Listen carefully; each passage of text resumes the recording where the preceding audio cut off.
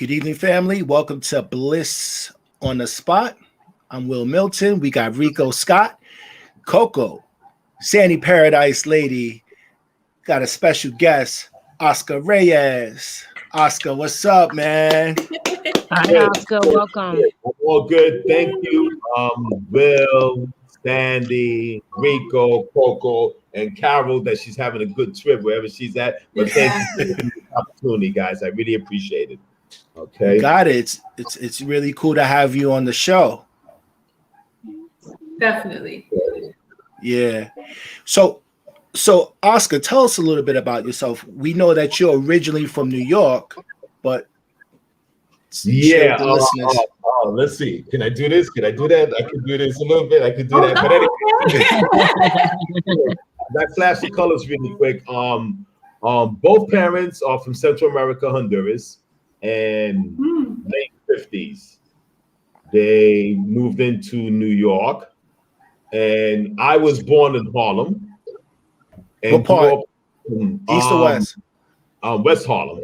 West Harlem. Now they call it Malcolm X Boulevard, but back then it was different day, back in my days. Okay. And grew up there to about the age of 7, and then we relocated into the Bronx.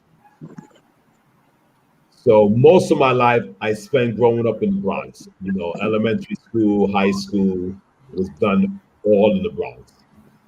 Mm-hmm. And we come from a family of 5. You know, I was first of the 5 that was born in New York. My older sister was also born in Honduras also. Okay. Nice. So I thought you were Cuban. Okay. You know. Interesting. You was Cuban.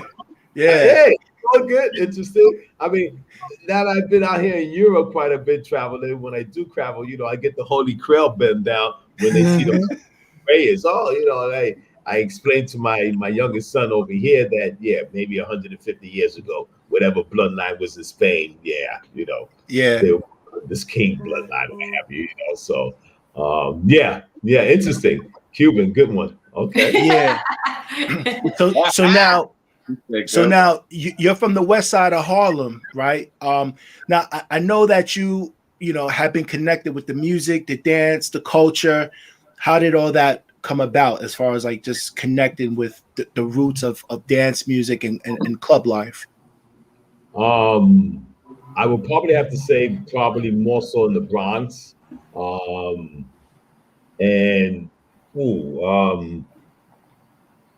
Growing up in the Bronx already, it was a big thing back then to go buy your 45 7-inch vinyl. Yes. At home, that's going on already at home. You know, so at home that was already happening, and basically, I guess the whole unit set that you had back then was like that television with that turntable built in. You open it up. The console. The console. Thank you. So the thing was, back then, me and my friend, we needed, you know, having big families. Your parents didn't have the surplus just to give you, so we had me and my childhood friend. We connected with some guys that were building the project next to ours to put the empty bottles into a supermarket shopping cart. So we recycled the glass bottles, and that's how we got extra money weekly. Like you sang? Yeah, recycle the bottles, and then from that money, we would go buy some vinyl. Okay. Wow. What was the record shop you went to? Oh man, you got me now. So I can't remember the name of them, but if you're from the Bronx area, okay, the number 4 train and on 171st Street station on the number 4 in the Bronx, they had one at a corner there. I can't remember the name of it. And then there was a popular one that's still going on, from what I understand, by Parkchester. Now, this is the number 6 train. So the number 6 train, the last stop is Pelham Parkway. But before getting all the way to Pelham, in this Westchester area, they have a record shop. It's still in business. Because I spoke to my friend in Germany that's a musician. He says, Oscar, they're still there. I can't remember the name of these guys, man. you know. And then obviously Crazy Eddie's opened up later on. You know, Crazy Before Eddie's the Wiz. Yeah, because besides selling equipment at Crazy Eddie's, the one on Fordham Road, they actually had a whole department where they sold vinyl also. So that would be the first one I can still remember by name. Yeah. Wow. Yeah. Coco, you're from the Bronx. You know that store? So which one? When they had in Crazy Eddie's Parkchester. on Fordham Road? No. I didn't grow up in Parkchester. I grew up in Spanish Harlem. That's right. My bad. El Barrio. El El Barrio. Barrio. That's right. Okay. With Tito Puente. But you Okay, migrated to the Bronx. Yes, I did. Okay. All right. My bad. Okay. So, all right. So now you're buying these 45s. You remember what the first record you bought or the first 45? Ooh, I think, oh man, I would probably say Funky Nassau might have come into mind. Oh, wow. Oh, wow. Yeah. Yeah. I mean, because in the family, well, I had an older sister. Let me talk about my female warrior. So my older sister that was 4 years older than me, you know, I used to bother her quite a bit. So it was a thing. Okay, I'll speak to the people who's having the party, and I'll try to get you me to the house party. You know, in the apartments. So basically, I would hang out with my sister, and you know, yeah, we were both good dancers, coming from the family end, and that was, you know, there was always family house parties. So at those house parties, we would dance quite a bit too. But the music, getting to learn from them already, you know, because they was always in tune with the good music at the home, you know. So that was what I'll say. So I still stay in touch with one of my friends that I used to bother him because his father had the money and Kenwood had just came out. So when the Kenwood equipment came out, I would knock on his doors with the vinyl. Could you play it and hear it over your father's sound system? Stuff like that, you know. So Tony Felix, I still keep in contact with. Yeah. Okay. All right. So now you were the DJ at this house party since you had like the record? No, I just had music. I didn't know. I'm not going to say I DJ. I had the music.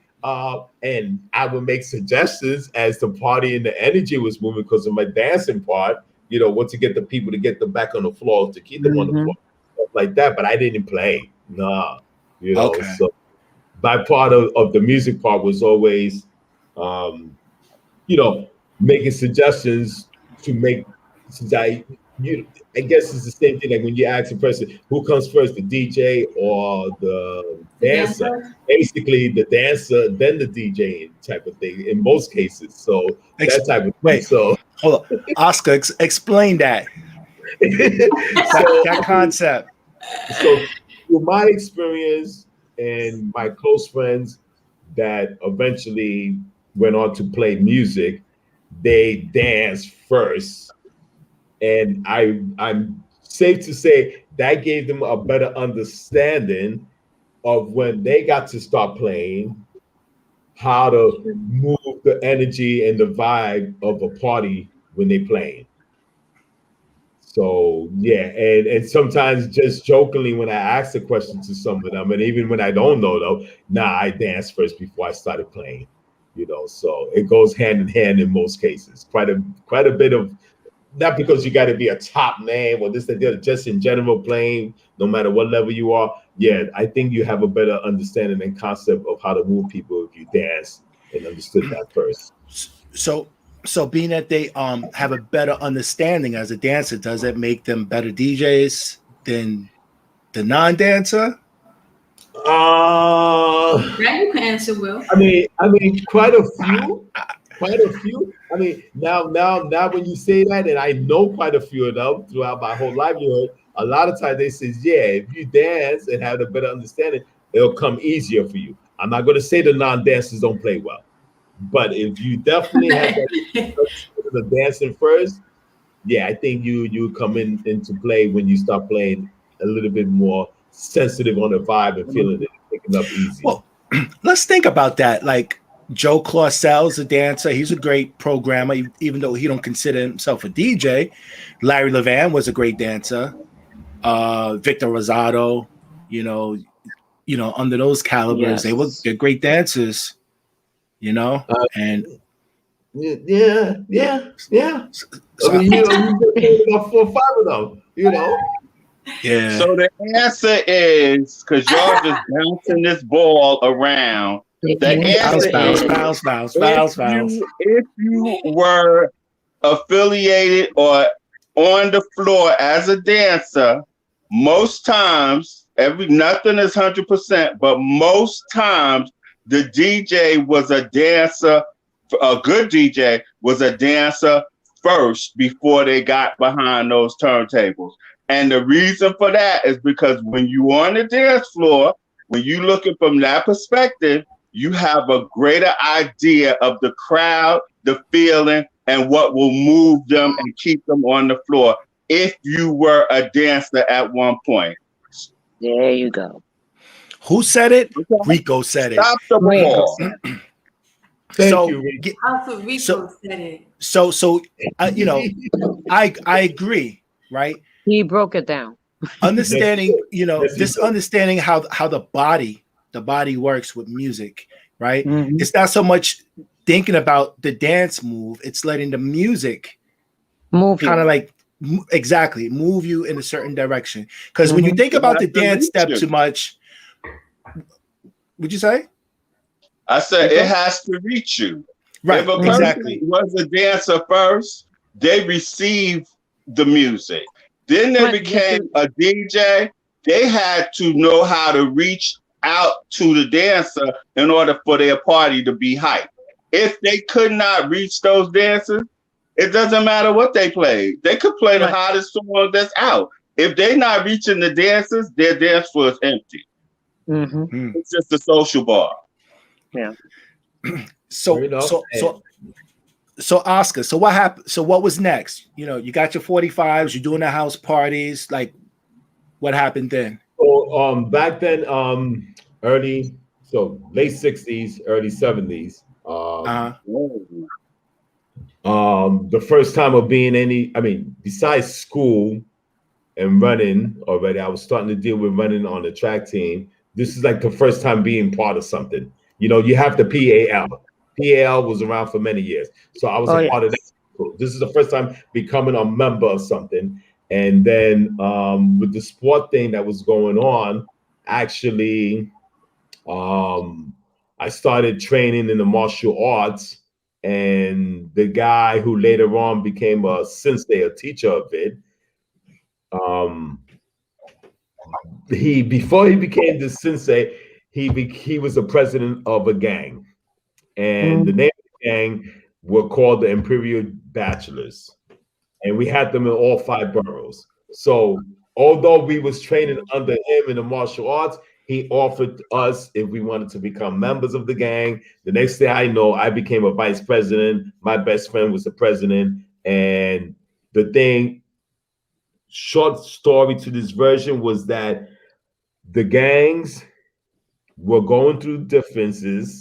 And back then, thank God there wasn't firearms all the time. But you basically, you did things with hands and bats and stuff like that. But in 1973, all 5 boroughs of all different gangs in the Bronx, the Boys Club, we had a big settlement of a big peace treaty type of thing. And this is when it went on. Instead of beating up each other, I got together with one of my good members and we battle dance back then. We had battle dance, whether it was in auditoriums or was in and at the same time, before they put the label or whatever, hip hop or rap going on, Grandmaster Flash was coming out in the playgrounds back then. You also had Kool Herc, and I didn't know him personally, but I supported Kool Herc. He lived like 4 blocks away from me in the Bronx. Okay. So this what about the movie Warriors? Mm-hmm. Actually, it wasn't in that movie that we had a part to do with, but what's the guy's name? John Johnson. I think it was John Johnson, if I'm not mistaken, from ABC Channel 7. John Johnson. Mm-hmm. Yeah, John Johnson. He just passed away. Yeah. Thank you, Rico. He came down to our clubhouse and did an interview on us. So me and my mother had a great rapport. So I told my mother I'm going to do it. just to support, you know, what we're doing in a good way in the community. And I wore a banner when they did the interview. But yeah, so when I look at now, because I finally met Ricoh, me and Luz, we go way back. But when I met Ricoh here in Vienna and we were speaking about different things, I was just sharing with him about how now your generation are doing this in an international way of the battles.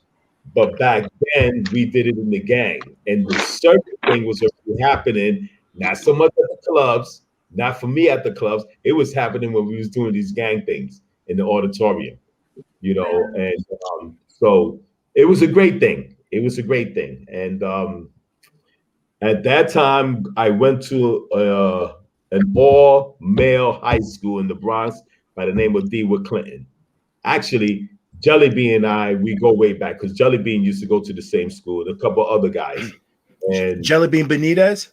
Yeah, Mhm. yeah. Okay. So coming out the Bronx at this point also, besides whatever labels they put on the dance later on, you also had the guy's name was, his nickname was called Rubber Band Man, and before they put the Up Rock name to it and stuff like that, the guy had some great movements. And again, these were all where they did that mobile setup, like again with Grandmaster Flash, you know, they do a setup and then they do the breakdown, or sometimes they have it on a mobile wheel type of thing if it wasn't just stationary built on the tables.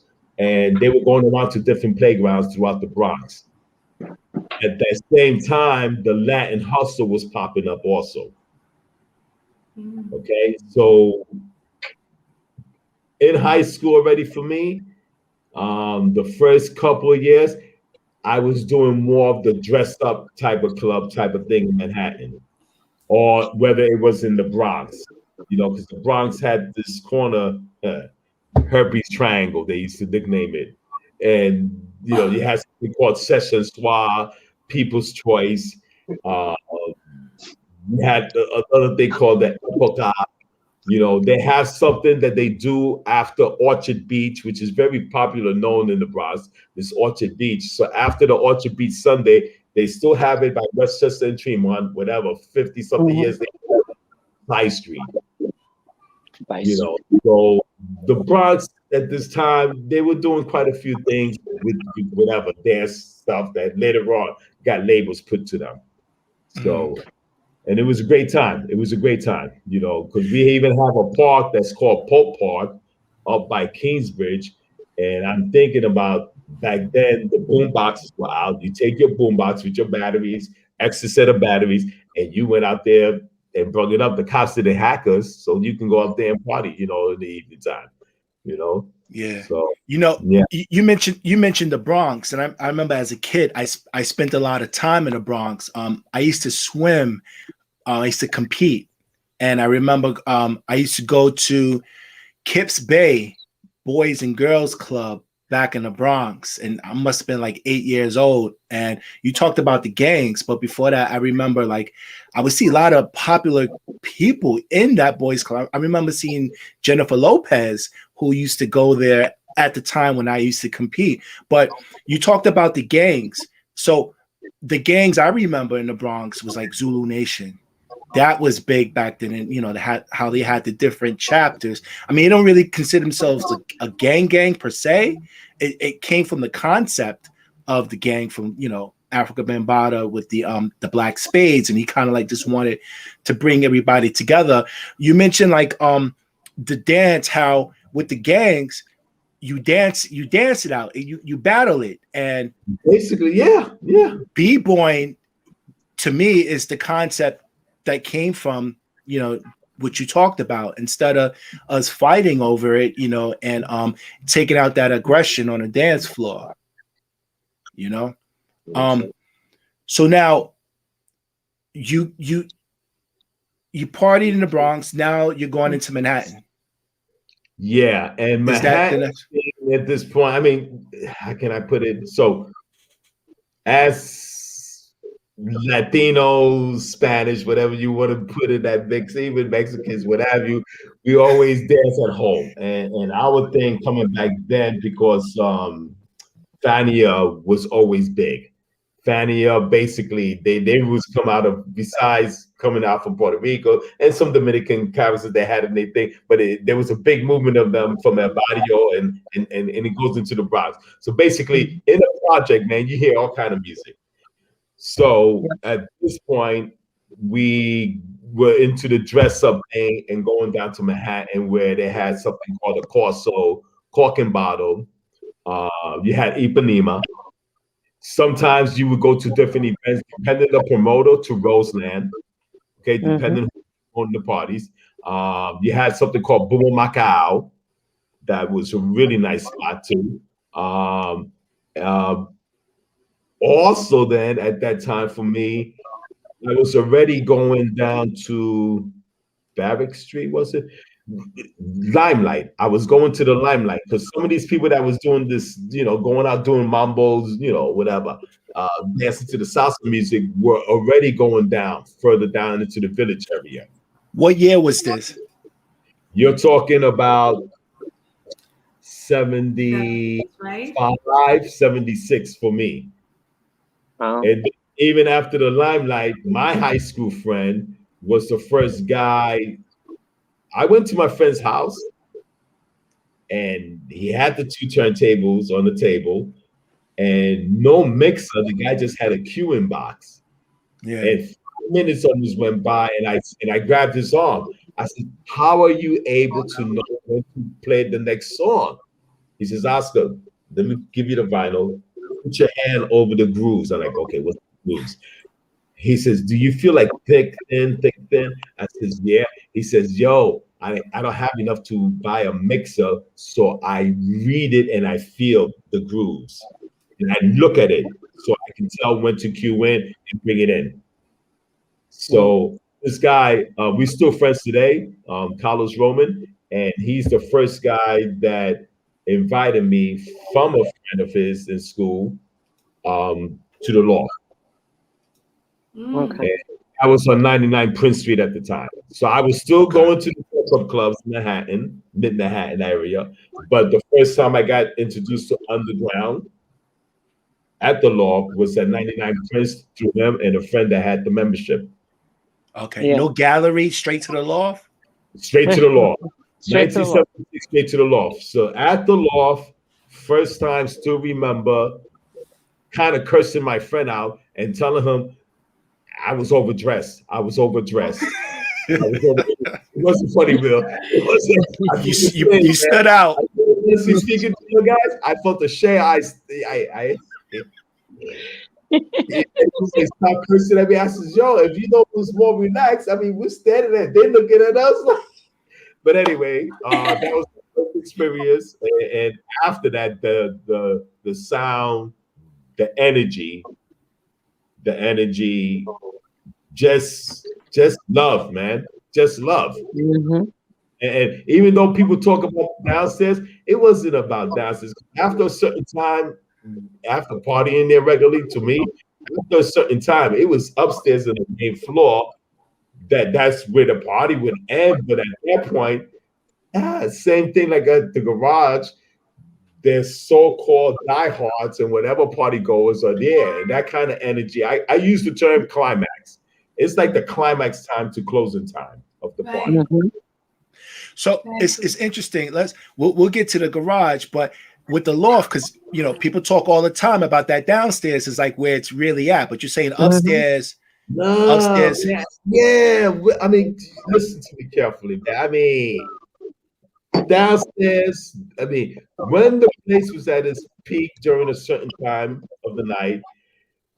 And obviously, if you really wanted to get your body loose with movements, you couldn't do it upstairs because upstairs was packed elbow to elbow. Yes, when your song and you knew a song that was going to move with you and your friends, then you literally would run downstairs. As soon as you heard it, David didn't make it. Beginning to the end. So once you heard that 1-2 second pause, and the next song is coming, it's your song. And you got to get elbow or whatever, throw kicks or handstand. Yeah, you ran downstairs because then you grab a little space downstairs. So when you were going to the loft at that time, who was there? Like, who are some of the dances that you remember? James Merritt, we still keep in touch, and the last time I saw James was when he showed up on one of the shooting days when we was doing the thing for this Maestro film. Bernard Juice, and there's a few Cocos, by the way. So Coco that I met, she goes under now for Tula. There's Sandy, but the first Coco that I met at that time at the loft, she was from that part of that's that part of Long Island or Queens area these people were from. We talked about that when Luce was here, that group. Yeah. So and then now the one, my hair's just standing up, man. I hope she's still around. Nice. Sophie Escobar. Okay, and I'm gonna say her name again. Sophie Escobar, great dancer. Eventually, I hope she's still alive, but I don't even know, but just left out of the scene after a while. But she's the one that I ever first saw in my whole life in the club wearing white gloves. And that's where I get that part from. So I always, most of the time I go out, I usually have my gloves with me. I got that from her. You know, and she was a great dancer. These are then later on, they had a couple of brothers up from the Bronx. I can't remember their names right now. That were doing some good stuff. And then this guy Chris was in martial arts also, and he was in the Check Your Body, the thing that Archie Burnett and some other guys put together a couple of years back. Yeah. And Chris went on. He's in the spirit world also. Yeah, Chris, you know. So yeah, these were some of the. So now this is first generation loft heads you're talking about now, right? Well, no. I would say no, because then the whole thing is the one on Broadway. So I never went to the one on Broadway. It's just like when Will, as I speak to you and all your guys, they got a brother by the name of Randy Flood, Evelyn Santos, Beverly Moore from Jersey. There's a couple, they're about 5 years older than me. They went to Reed Street before going into other places. Okay. You had to speak for Reed Street, but the original loft that was on Broadway, and I think next door or 2 doors from that building later on, the Flamingo Club opened up there. So all on that street, so on Mercer, between Mercer and Prince, you have the loft. On the corner of Mercer and Houston was the gallery. Around that same part of Broadway, you know, the 647 down the block, original loft was there, but then 2 doors down to that, because the first time I heard Francois was at the Flamingo Club. Okay. So all in that area, yeah. And I think the Saint wasn't too far from there, if I'm not mistaken, back in the days. The Saint? Yeah. You know? Gotcha. All right, so now tell us about the Paradise Garage and when you first started attending the garage. Got the invitation at the loft, and it was Labor Day weekend of 1977. And after David's party, my friend knew him personally, so they was like, listen, we got some car rides to go to his place upstate, because upstate in Woodstock, David had a house up there in Woodstock. So this is after the partying at the loft, we get up to Woodstock, we come back down for the garage party, which is that Labor Day Sunday going into Labor Day Monday. And this is 1977, September. Great party. One room. Navi's got the setup on top of, 2 big tables, and we're in one room. That went on to the end of 77. And then my friend asked me, Gaten Waters is from Brooklyn. That's that Willie Wall and Oscar Fuller, 515 Waverly Street. That came in around that same time of 78, 79. And then in 78, he asked me to give him a helping hand in the cold room. I did that went on to working with them as an extra at that point. And I'm sorry, Oscar. Hold up. So you said Oscar Fuller and Willie Washington, they were doing things before the garage. They were doing it about the same time, because at 77, 78, at 78, if I'm not mistaken, Willie Wall was already down there on Waverly Street. And wow. Okay, I never knew that. You're talking about Panorama. We're talking about Panorama at this point. Yeah, because actually, for myself, when I started working in 78 as the extra, also that same year for me, my dance partner from the Bronx, her name is Barbara Bostic, and she was on my back about, let's try to do an audition for Soul Alive, which was on WPIX. So, West Coast had Soul Train. Here in New York, we had Soul Alive. Okay. Jerry Blesko was the guy. And Jerry Blesko was also whatever DJ, something in the Midwest before he came to New York. And so that year of 78, while I was working there also, I finally got to do the audition. And this was at Leviticus when we did the audition. And wait, tell people before you go on, tell people about Leviticus.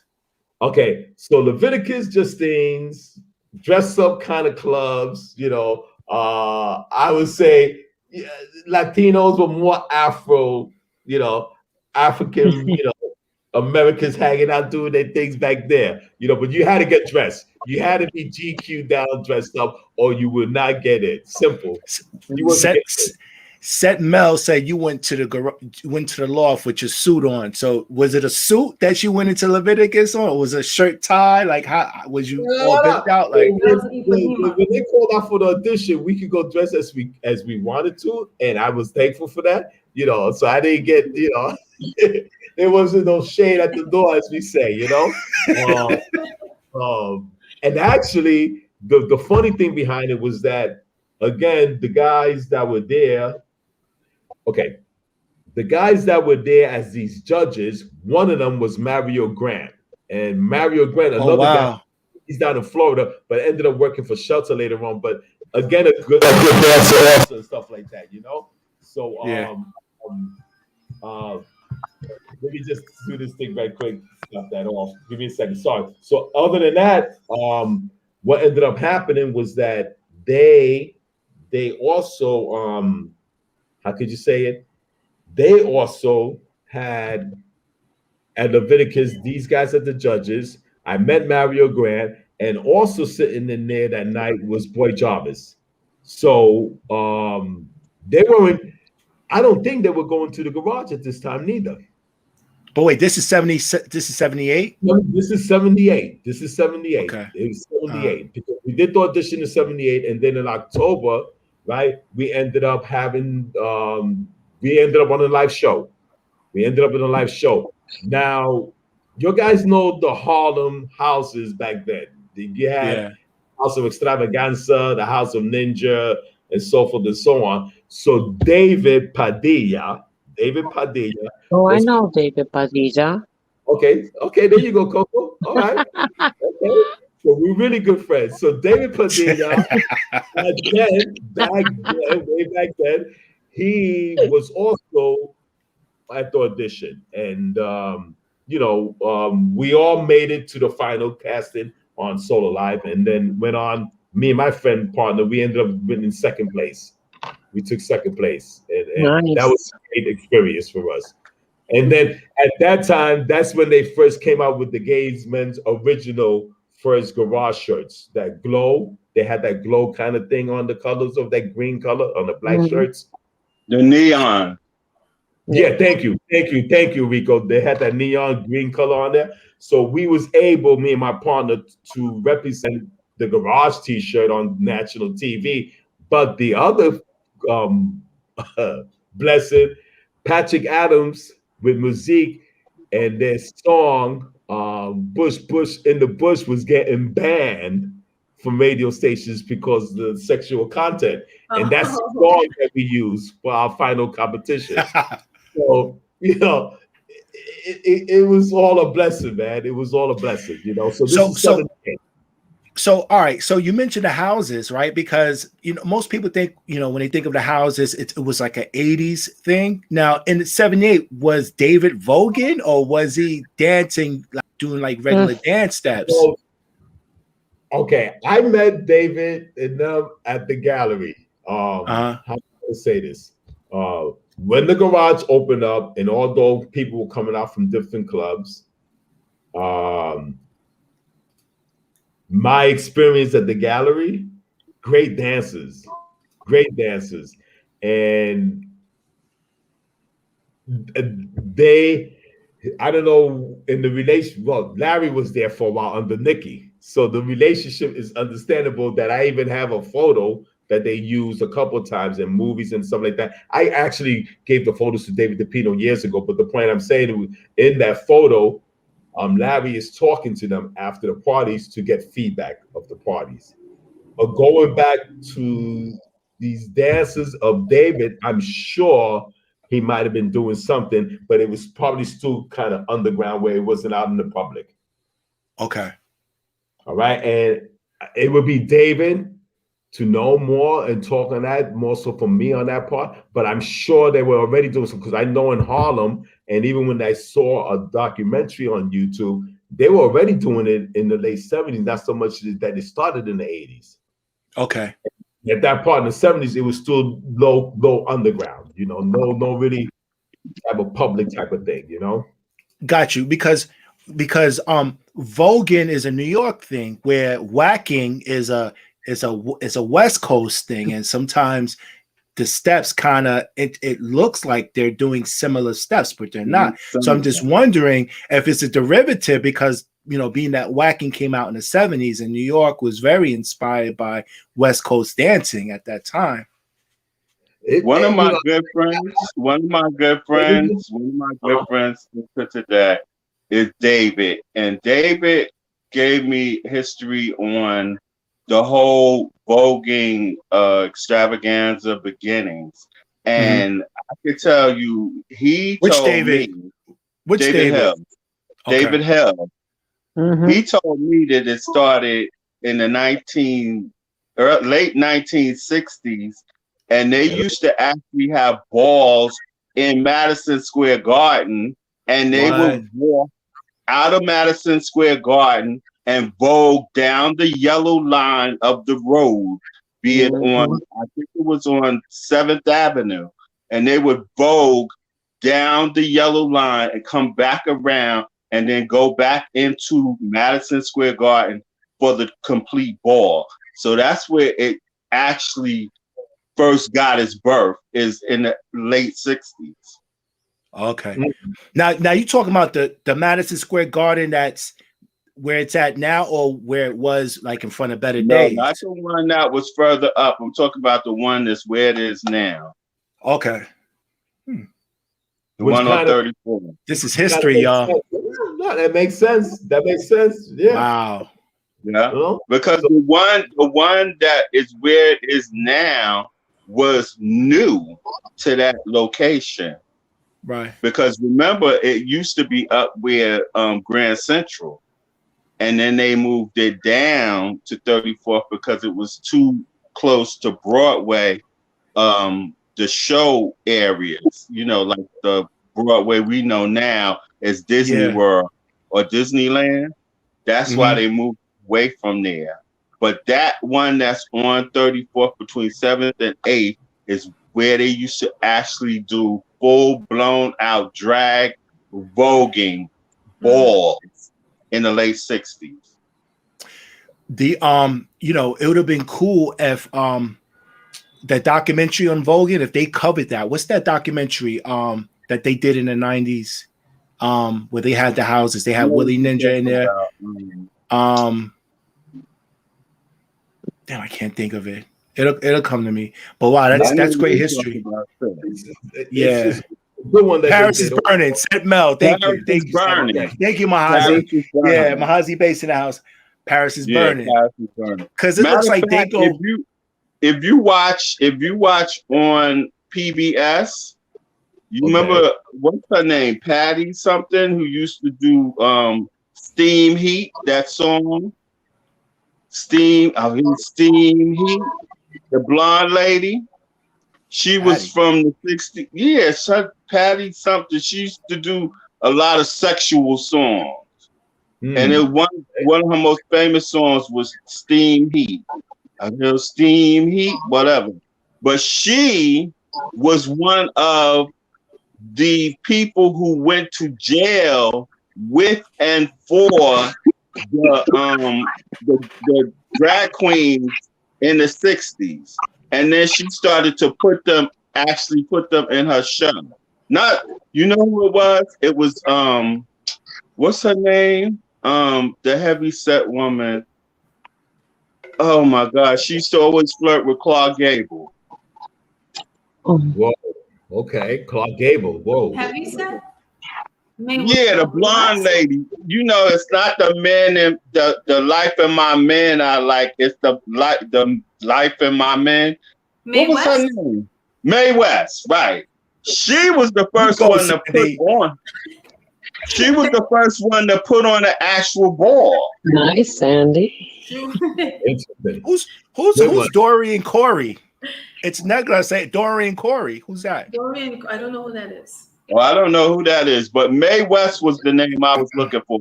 And I learned this information by watching PBS, Public Broadcasting Station, and they did her biography.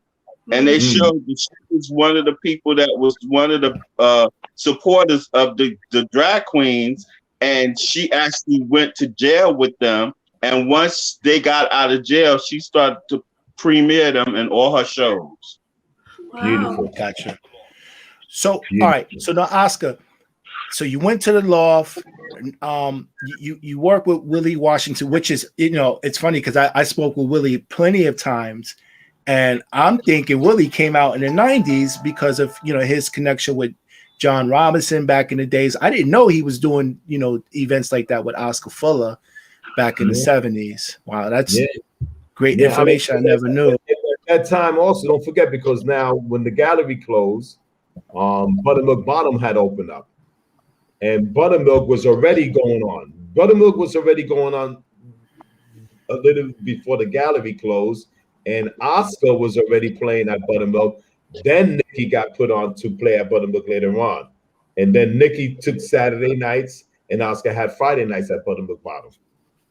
You know, so the Brooklyn thing was already happening. They was already down there in Brooklyn doing their thing, you know. With Flowers and all of them. And Yeah. So now you started going to the garage when it first opened, when it was Reed Street, like? Nope, I wasn't. I was probably, and I don't know. Yeah, I had to be already 18, but I didn't know of Reed Street.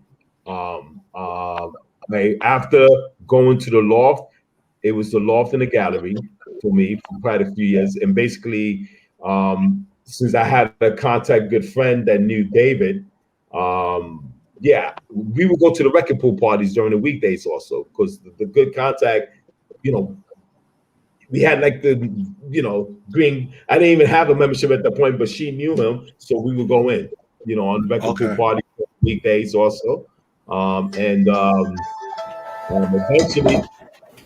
Eventually, like I says, the guy Gathan and I, we used to work for the Wall Street Journal, and that's when he asked me about doing an extra help with them at the garage in '78. And maybe about a month, I stayed on with them, and then I got approached by Mike Brody to manage the Coco. So this is like the beginning of '78 to manage the Coco garage. All right, so you're actually you were a staff of the garage. First original staff. Wow. Yeah, and how can I say it? I mean, it was always a blessing and honor to be part of that, and yeah, I was there. I was there throughout the whole construction part of the garage. Now, in Mel's book, did it actually happen that way? The first night of the garage? I mean, you were there the first night, right? When they first opened? Yeah. I forgot what the book says. There was no heat. It was cold. The equipment came late. No, we're talking. You're talking probably when they had everything built and open. You know, all the main dance floor. I don't think it was at the one room that I can recall of. It was already okay. That before 1979 of New Year's, that year of 79, and sometime before going into right into October, somewhere around there, yeah, it was a night that they had a party and there wasn't no heat. Okay. And I don't know what went on with the system inside the place, but it has something to do with that. And how can I put it? What I do know, in 79 of New Year's, myself, I had to close down the coat room. How come? And you know, you had the number ticket.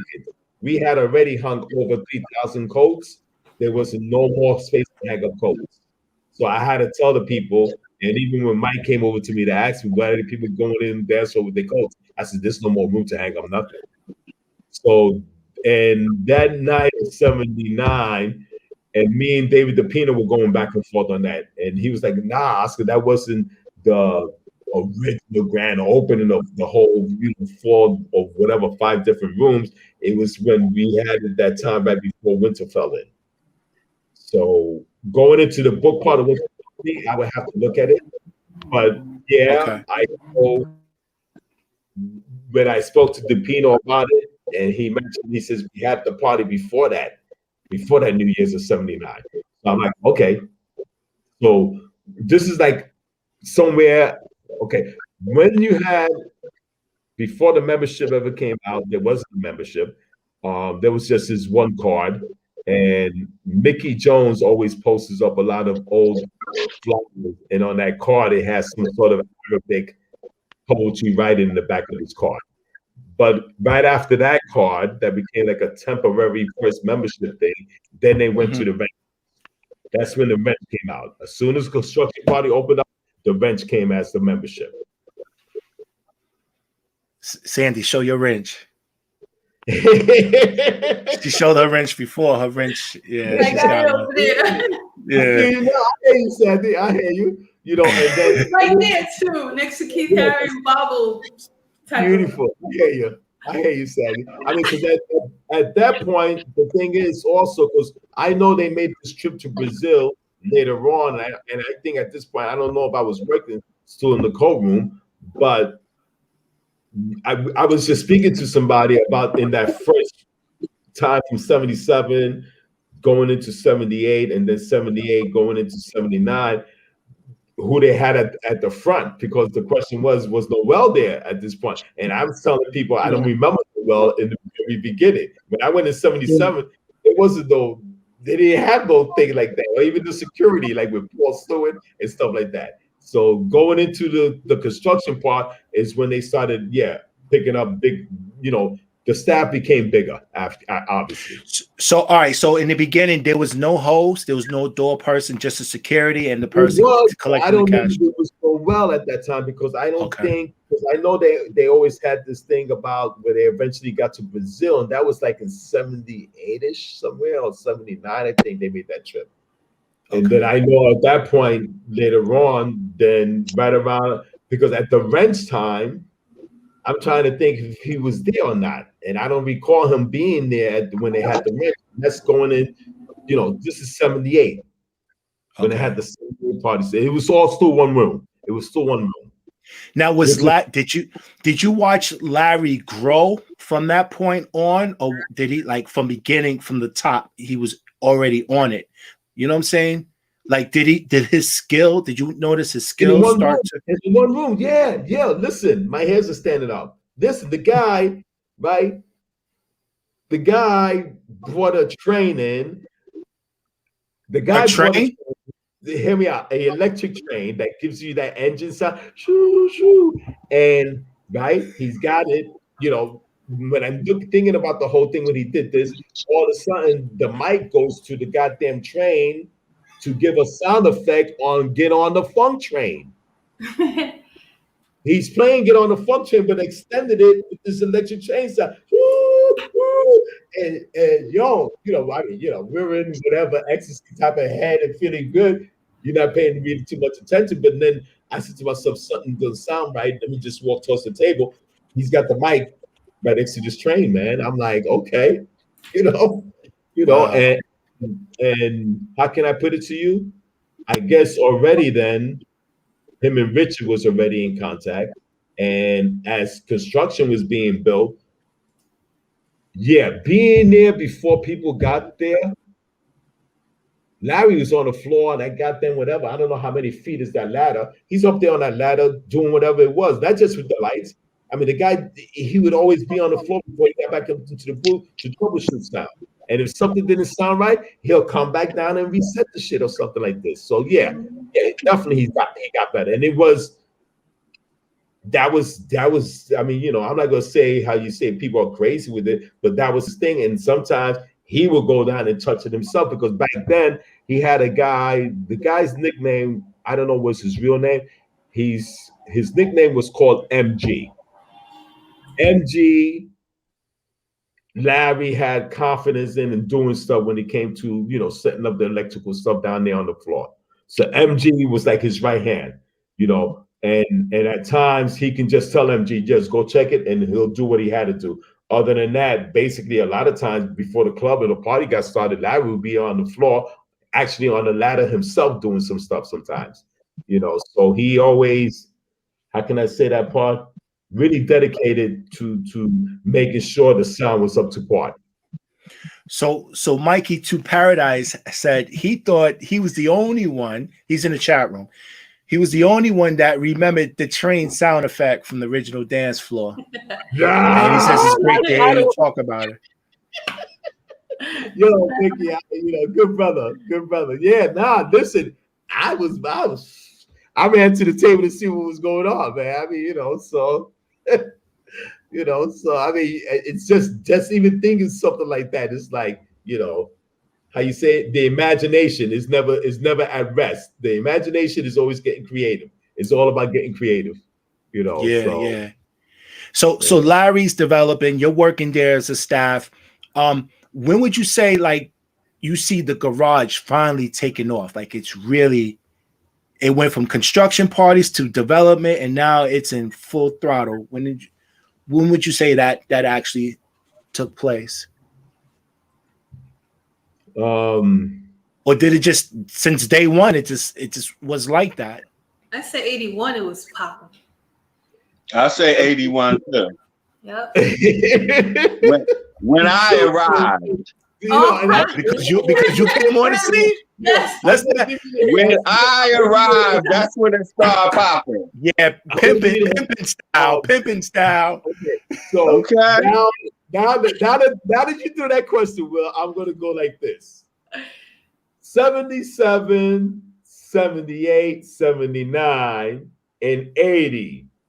The industry, not the garage, the industry of the music, the musicians, the sound people, the DJ, the party goers, and going into 81 also too, and 82. But that how come I gonna say this?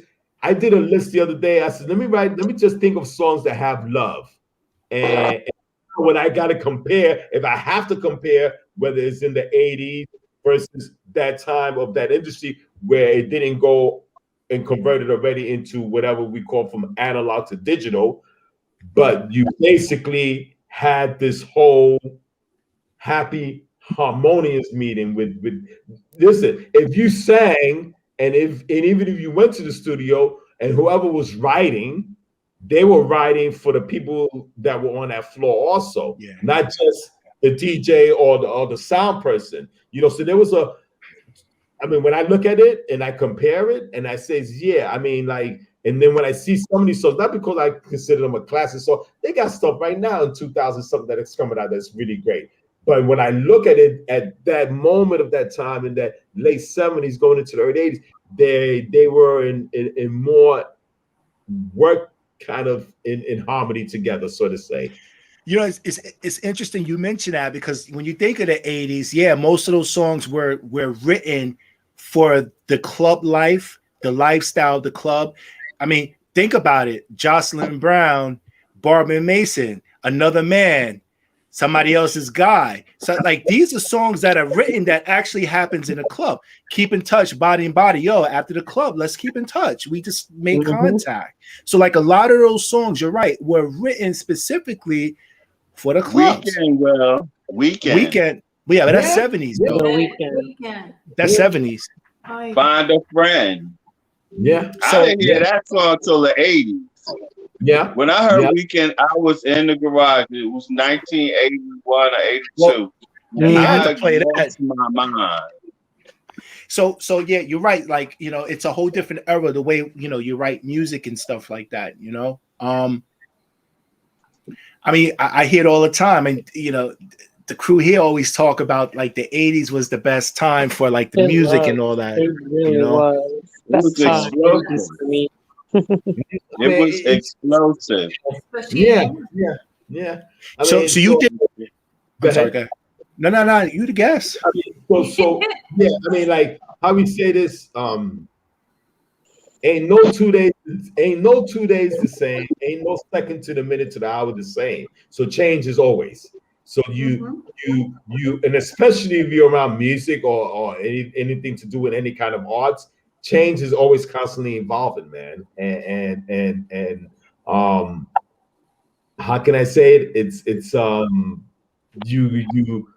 you have to, as you know, how some people say, oh, but it's electronic, I don't accept it. I mean, so you know, my thing has always been as a dancer and knowing that, how can I put this one? Not so much I'm doing a step or is my style. And it took me to get out here to Europe to really be acceptable totally that everything that's been done and said on dancing, it's been done. All we're doing is following whatever elements of life, whether it's a water kind of wavy dance, or it's the same thing you do in a sport, take the ball away. You run it, take that away. You swimming, you dancing. So my thing with that is that anything that has to do with animals or insects and birds, I flew pigeons. And even when they told me they have a tumbler pigeon, I thought they were lying. And the first time I saw flying fish in my naked eye, I was like, holy shit. I'm saying to myself, this shit is real. But so, you know, and then not because of going into James Brown, but yeah, when he started naming, you know, the mashed potato, the funky chicken, I'm like, okay. And when you see these animals, some of them have to do it for even mating season. You know, when they have to mate, they got to do a certain type of body movement and stuff like that. So, I mean, yeah. So my thing in when it comes to dance is that it's a way, it's the body language. It's one of the ultimate ways of languages. And the ultimate language is body language, man. Before Spanish or me speaking whatever, Mandarin or speaking, you know, whatever, German or Italian, it's body. It comes back down to body. Gotcha. So Mikey said, and I wasn't at the garage in 79. He says 79 is when it took off. And I imagine in 79 is when it really did take off. Not so much the 80s. Because, you know, this is a time where things are really starting to change, you know, from entertainment, you know, and it's like 79 to me is like what set the tone for the 80s. So I imagine, like, you know, think about all those songs that came out in 79, Chic. I mean, even Freak, Weekend, Sylvester, like those songs that were kind of like still exciting, like that. It's not really post disco. I would say like 80s, early 80s, like post disco, but all that energy, all them songs that came out back to back in 79 and Larry Levan playing those songs had to been, because during the 80s, the music starts to slow down. It starts to go from 128. Now it's starting to go to like 110. So it's getting slower. But I imagine 79, all that energy that, you know, that them songs and the beats and everything. So Mikey says 79, right at the construction party. It takes off. Yeah, I mean, you said the beats, so you went there. talking about 120 something and 130 something back then, man. When you said the beats, it's incredible you just mentioned that. But yeah, because in the 70s, everything was like 128, 130, 126. I love it. You know, so as we say that, you know, for people hopefully to understand it, when we mentioned it about the beats is when the spin is going on the turntable or whatever, and they're in the studio or whatever when they're making the music. But yeah, how can I say that? Yeah, 79. I mean, like, if you look at the companies that were putting out stuff also, again, the message in the music they were bringing out to us, there was such a connection. And how can I say this? Eventually, I discontinued working with them. What year? Going into before 80 came in. And then at that time, this is right before the membership changed and opened up for core and the separation of a Friday, Saturday night. And obviously needed to do whatever it was to get finances. And after, you know, you're talking about from going from one room, now you got, you know, how can I, as he said 79, you got to remember this was just one room, right? And now you have like almost 5. It's the only club in the world that I ever went to that had a movie room. Yeah. I don't know no other club that ever had a movie room. The other and the thing, crystal room too. the other thing The is, crystal room. you know, the construction was well. I mean, I don't know if any other clubs copied this part, but the dance floor and the main dance floor, there was sand put underneath that wood. You know, I can go on and on. And then my only part I can say, and it's not being selfish, but I know if Mike would hear you out if you had a decent idea. Everybody was always with a goddamn backpack for change of clothes. So at this point, when they first finished the room, they had it came up 3 feet, maybe about 3-4 feet high. It came out, and now we had all this up space. So I'm telling Mike, I says, "Yo, Mike, you got these guys that are doing the good work. Is there any way go up and put boxes where because a backpack on the hanger ain't gonna really work? Could you put the backpacks and go up?" He says, you know, the idea sounds good. It won't take away from the. I says, listen, you can't put the backpacks on the hangers. So hear me out. I think it's a decent idea. Get some shelves put up with backpacks. So we got the shelves put up on top of that 4 feet up, and now we can put the backpacks right in there, stuff like that. So, so what you know, being that the garage is a big club, there's different departments and everyone needs to manage certain units. How many staff was actually staffed with the garage, you would say? So over 30. 30? Wow, 30 employees of the garage. Okay, because you had when it in 79, when the thing was just starting to happen, Kenny Eubanks was the main guy in charge of the concession in the kitchen. And Kenny and Nathan. Kenny and Nathan used to work together, but whenever they needed extra help, they would get another 1 or 2 guys. That was back there in the concession stand. And then security, there was Paul Stewart, there was Joey Lanos. They had to be about anywhere from 5 to 7. So Joey wasn't DJing yet. He was just security. Oh man, you know, oh man. So like the fact remains true that David DePino managed and ran the booth, and actually when Larry needed to go out the booth, then he would tell David DePino maintain the records. But prior to that, David DePino was just the main guy in charge of looking who came in and out of the booth, and then also assisting Larry. And that got into where he eventually was able to, you know, obviously he's playing on the turntables and doing this thing, and, you know, obviously getting to get his game going on this playing. Joey was strictly security. And actually, Joey and I, we go way back before that, because we used to be part into drum and bugle corps, marching bands. So by the time I got down there, we realized He's in a marching band. I'm in a marching band, but then we also martial artists also too. So we had we're really close. Joey and I, we got 3 families from way back. So David DePino, what he would open up for Larry? Like Larry would start exactly when doors open, or so at the time while he was there, his main thing, you had these stairs at the concession stand. You had stairs that went up to the booth. He was the guy at the booth maintaining it for who came in and out on one Larry and whoever was on that list, supposedly. And when Larry needed anything to go downstairs to the floor to check something or go for whatever to the toilet or something like that, David would end up sitting up and playing.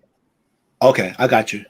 And then eventually, whatever report went on, I'm sure he would eventually just let him, do whatever, whether it was an hour set or something like this, that, the other, eventually started happening with that. So again, they had to be anywhere from 25 to 30, I would think, because on a regular night in the courtroom, we had anywhere from at least 5 of us. And on a busier time, whenever they had, whatever singing artists, we would end up getting extra hands in. All right. So now there's security. There's a security line staff. What are some other staff? Who were some other staff members? Well, you actually had, again, the courtroom, the guys. So to get into where you had to pay, when you came up the ramp, that glass window thing up there, that with the aluminum, and then you make the right, and then the right walk in. The left is the first thing, is the courtroom. So in order to get to the booth where the money was at, you had to come to the courtroom. So you hang up your coat first, then to give your money? No, you paid. You came up the ramp. You paid. Then you opened up. You came up the ramp to the booth. Once you make you wasn't even inside the doors. Yeah, if I'm facing the ramp straight ahead, I pay. I make a right turn. They had 2 doors, and either door that you open, then as soon as you went there, there's like a little area where to your left is the opening for the walk into the courtroom, and next to the courtroom was the first 2 toilets. And then eventually what became the crystal glass room, that was the only room in this goddamn club when they first opened in 77. Okay, so the crystal glass room was the main room of everything in 77, and then during the, after construction took place in 78. So that you had that staff, but then eventually the rooftop opened up also. This is going now early 80s, I believe. I don't know if it was open in 79. But 81. And you had people up there that had to manage that, and then the person in the movie room, because you could only have there was only so many people that could sit in the movie room. Right. And they had bleachers. Yeah. Thank you, Rico. And then you also had the cleanup crew. And listen, this is hats off. Y'all didn't know it when you came there to party. Every night, that goddamn dance floor and the cleanup crew, hats off to all them brothers, man. They were buffing machines. You hear me, guys? Buffing machines on the main dance floor. What? Like the stuff like in big department stores, the malls and all that? Before the party night, man, they would buff down the floor with buffing machines, man.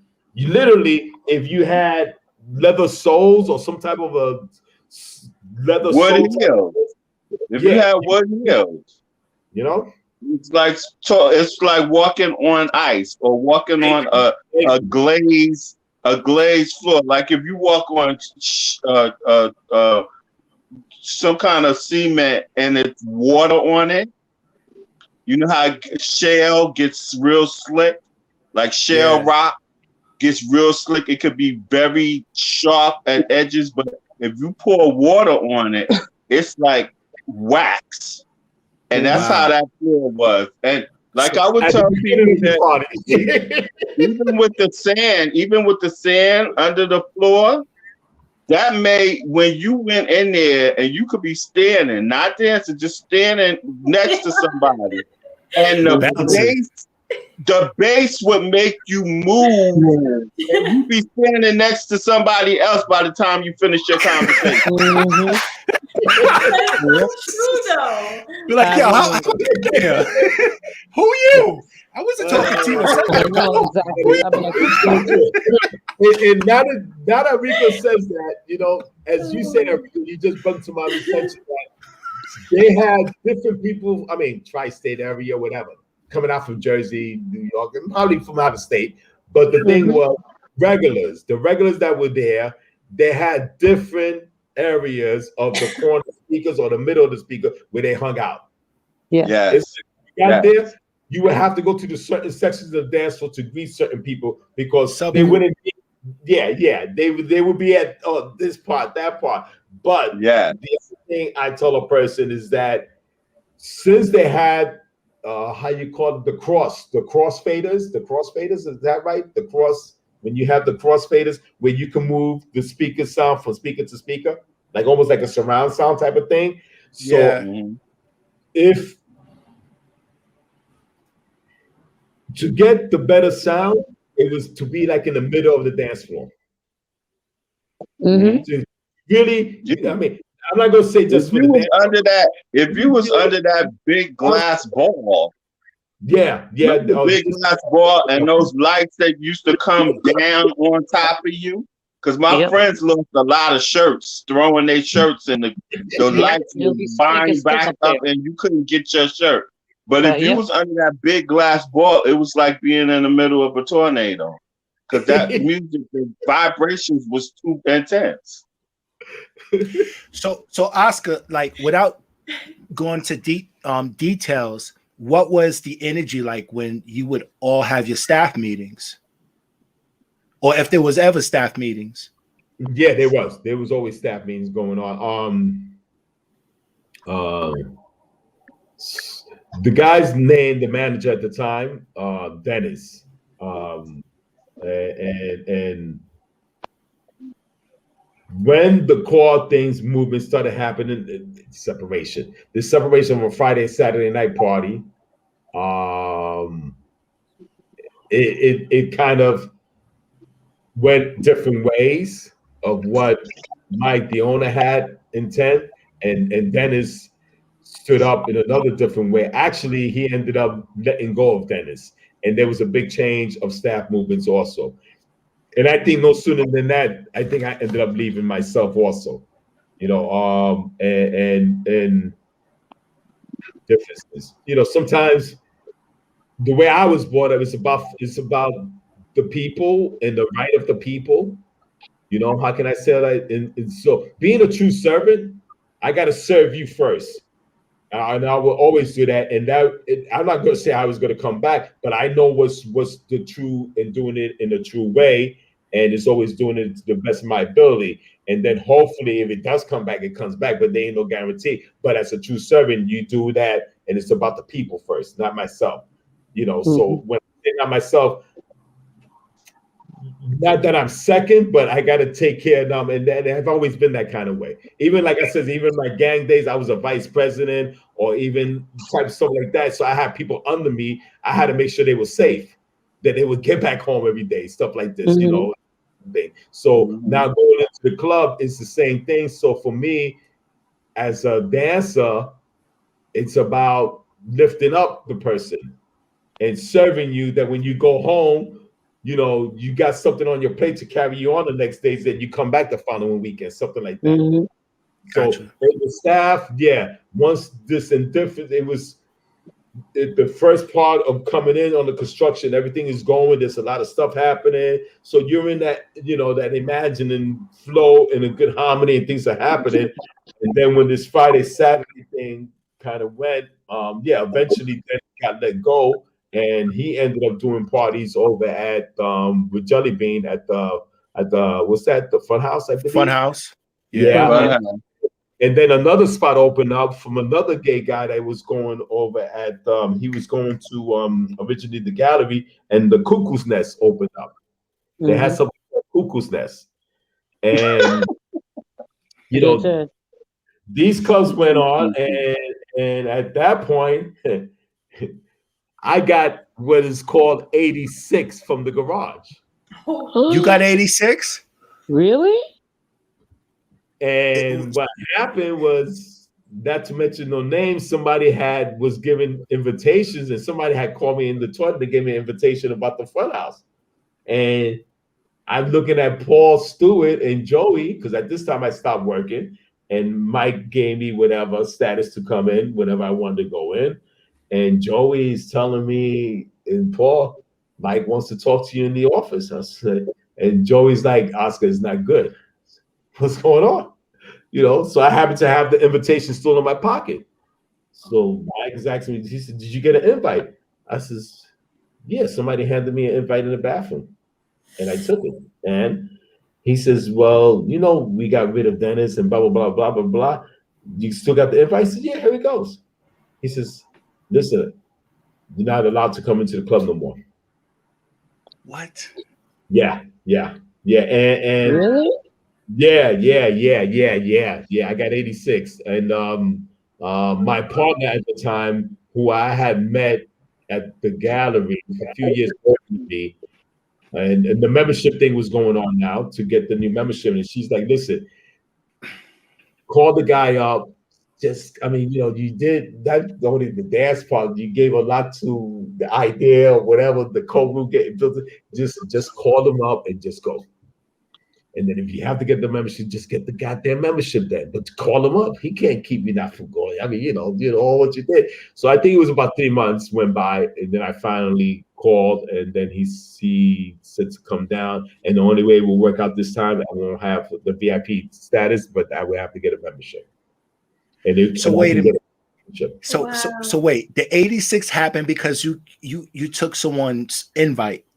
Yeah, and it was the invite that Dennis was having the parties already going on in the funhouse. Because it was Dennis. So it sounds like it wasn't really you that the beef was with. It wasn't. You just got caught in the middle. But was there a policy? Was there a staff policy that indicated I was just going to ask them. You couldn't have anybody's flyer in your hand? Like, it's not like you came in with a stack of flyers. I'm like, yo. Let me flip the coin on you now. The flip of the coin is this: basically, if you work there as a staff, and then depending how your relationship was with Mike or Mel, more so Mike, basically, yeah, you would have a limited amount of people you can get on your guest list. And the other one with that, I was just speaking to an old-time friend from Brooklyn named Carol, and she's laughing. She says, yeah, so when I'm looking at, the first time Noel, and I'm telling him, and I walked to the front of the line and told him, well, I'm on the guest list of this guy. He says, oh, okay. So when she mentioned, my name, she was like, okay, you go. So that's how that was. I guess in most clubs, I know it from past experience, because after I discontinued working at the garage because of the dancing part, usually Mike Stone at that point was doing quite a few promoting, and other people that he got me in contact with, I would just call, get the name on the list, and the same thing. There's a line, just walk up to the front. I'm on so-and-so's list. I mean, you guys know that from some of you know that already, right? Yeah, we do. I do. Yes. It's funny. You mentioned a fun house. I never knew that the fun house was an extension to Better Days. I never knew that. So I mean, used to go all the time. Yeah. So how can I put this? So oh man, at that time, Better Days was doing this thing during the week. They also, some friends of mine invited me to 72nd Street, and I'm like, "What's up there?" I never heard of nothing before. Our people, and it was called a Nickel Bar. Nickel Bar, baby. Yeah. MBB. Nickel Bar, baby. Wow. MBB. We all we got. Billy Holiday. Nickel Bar. Wow. Yes, what is it? Nickel Bar. That was the spot. And the friend that invited me, I guess, I don't know what his parents were doing as whatever their jobs or whatever, but they were up there living fairly well in that upper part of Manhattan also at this time. So, it makes sense. I'm like, okay, Nickel Bar. And I was like, shit, this is a nice spot. They got some nice music going on, nice vibe, nice energy, people acting proper and stuff. I'm like, okay.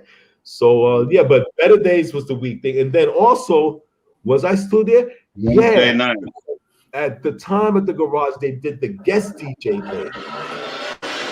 When they did the guest DJ stuff at the garage. Yeah, man. And now this is gonna be interesting. That this person was going through this is the other whatever they was doing, they did it. I never was really hanging out into the booth. I mean, I would always greet Larry, blah blah blah. My thing wasn't. I wasn't into going into the booth thing, but I still remember to today when T Scott came and I told the staff guys, the rest of my staff members, we can take turns going up there, but I gotta get into the booth. I intensely followed the brother at Better Days, and they had that school right down the FIT. There was some sort of like a school where you can learn different computer stuff, but then also recording school. And I think T was a DJ school. Audio research. Was it audio research? Thank you. It was a trade school. It was a trade school. There you go, Rico. Yeah. Mm-hmm. So T was one of the early ones that had already completed the course there early on. I don't know how early, whether he was already doing it before Better Days or something like this. But then I know because I stood with close relationship with Boy Jarvis all the way to his last days, and I know he went there. He went there to this Boy Jarvis. Yeah. But going back to T, when T did come, and the brother, he opened up the system like nobody ever did, and even the person that was a resident DJ, eyes open, and I don't know what ended up happening, but some speakers did get blown out. But he thank you very much. He just check shit and see what I can do, So, but he turned it out. Thank you very much. He turned it out, man. Yeah, but I imagine very much. But I imagine when T's I'm co-signing on that one. So I imagine, and I guess most DJs do this because I remember when I would do guest spots at the shelter, it would sound nice, but when Timmy Regis will go on, flipping the switch, all of a sudden, whoa, the system is like, I didn't sound like that. So I imagine when Larry's not in the booth, he probably has a different setting than what he would normally have. That goes on. I mean, I'm not one to say it. He had a different setting than his guests. You can do that. Exactly what you just say. You can set things up before somebody gets there. So I'm wondering how he had a different setting than his guests. That was wondering how without saying it. Because if you ever went to Better Days, if you ever once going to Better Days, you would come out there with tendinitis, people got plugs in their ears. You would be deaf for at least 3 or 4 days. Because T. Scott would blow your hair off your head. I mean, he was playing. In Better Days, it was 3 different sections, and you couldn't hear from outside. But once you walked in and past that bar, that man I don't even know how he heard. I mean, as Rico says that, my experience at that time, the person, and I'm gonna give, like I said, the bow down to always the ultimate respect. I mean, I'm not a sound person, but it still came back down to the Clip Shores and the sound system at 99 Prince Street with Alex Rusner. And even one day I went there, like I said, I used to go for the record pool parties, and I see the guy, he has a device in his hand. He's like, I'm pink noising the sound. I'm like, yo, I'm into electronics, like that. What's pink noising? He's saying, well, each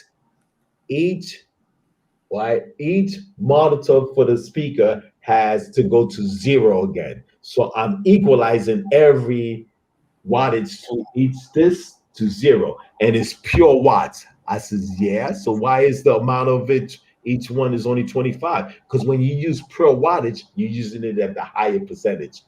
Okay. So the guy took me to school, and this is so when I go to where if something where you could really appreciate and listening a whole night, where people said it's not blowing your eardrums, was the loft. Was the loft.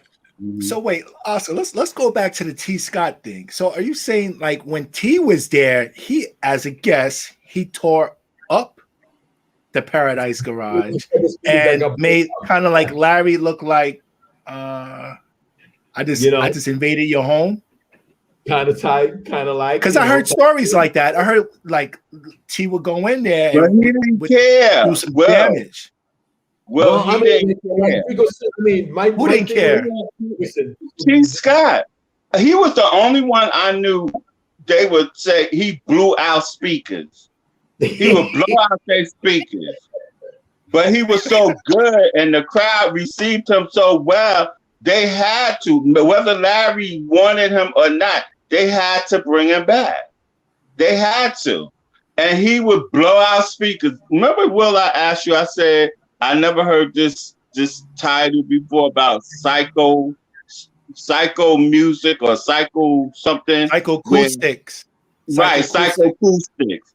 Larry would go and lay in the middle of the dance floor to listen to all the speakers until he got his psychoacoustic.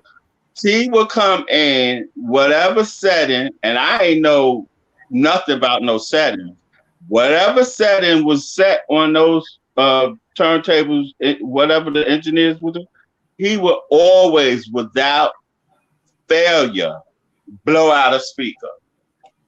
T. Scott. And that's how he played at Better Days. But you got to understand, Better Days is on a smaller scale. It's like Better Days was a quarter of the size of. It was Better Days was like the size of the Crystal Room in total. So he's probably trying to hear what he would normally hear at Better Days, but with that powerful sound system, you don't have to crank it up like that. I'm just assuming because it's on a different scale. You're going from a smaller room to a bigger room. Yeah. And I imagine the sound system at the garage, you really need to know how to manage that system. Yeah. Even if you went to school for engineering, you still need to learn that system. And Larry's the only one that sounds like that knew how to work that system.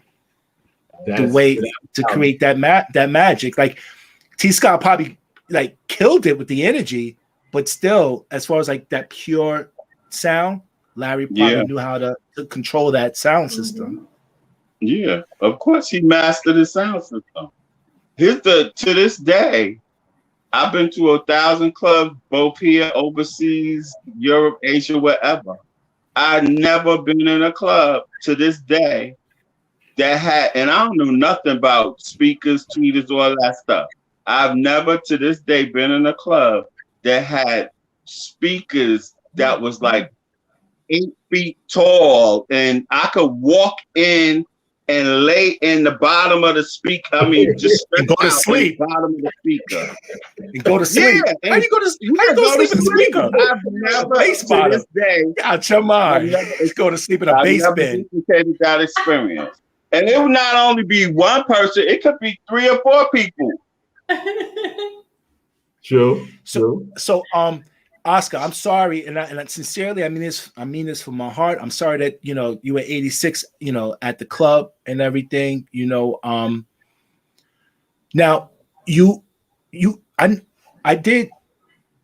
I saw an interview that you were in before, and you had a whole bunch of. It looked like it was like exclusive photos or images of the dance floor and the garage. Yeah. So ups. And shout outs to my dad. He always had a camera, and I got that from him. And my thing, the way I was brought up, you ask permission. You don't just go ahead and do something without asking permission. So, Mike, is it okay that I bring my camera to the club? Yeah, but don't be up on people because you're invading their privacy. Don't just do that, this, that, the other. But as long as you manage in a decent way, yeah, you can bring your camera. And I'm thankful for that.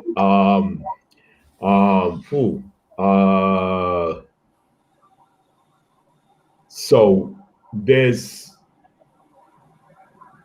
after the construction party night, there's a few photos that I did take on the dance floor. There's a few photos that I did back when they only had one room out in the street, mainly. I believe in the street. Yeah, and then there's like I said, the in particular one that I have with Larry, I'm trying to eventually get it copyright because hold. I'm sorry. You said out in the street, like out on King Street. Yeah, right. So right out in front, I have right in one. front of the club. There's about 2 of them that I have. And I don't know, your guys won't Larry be able sold to in court. So Larry sold in court, and everybody's standing around him.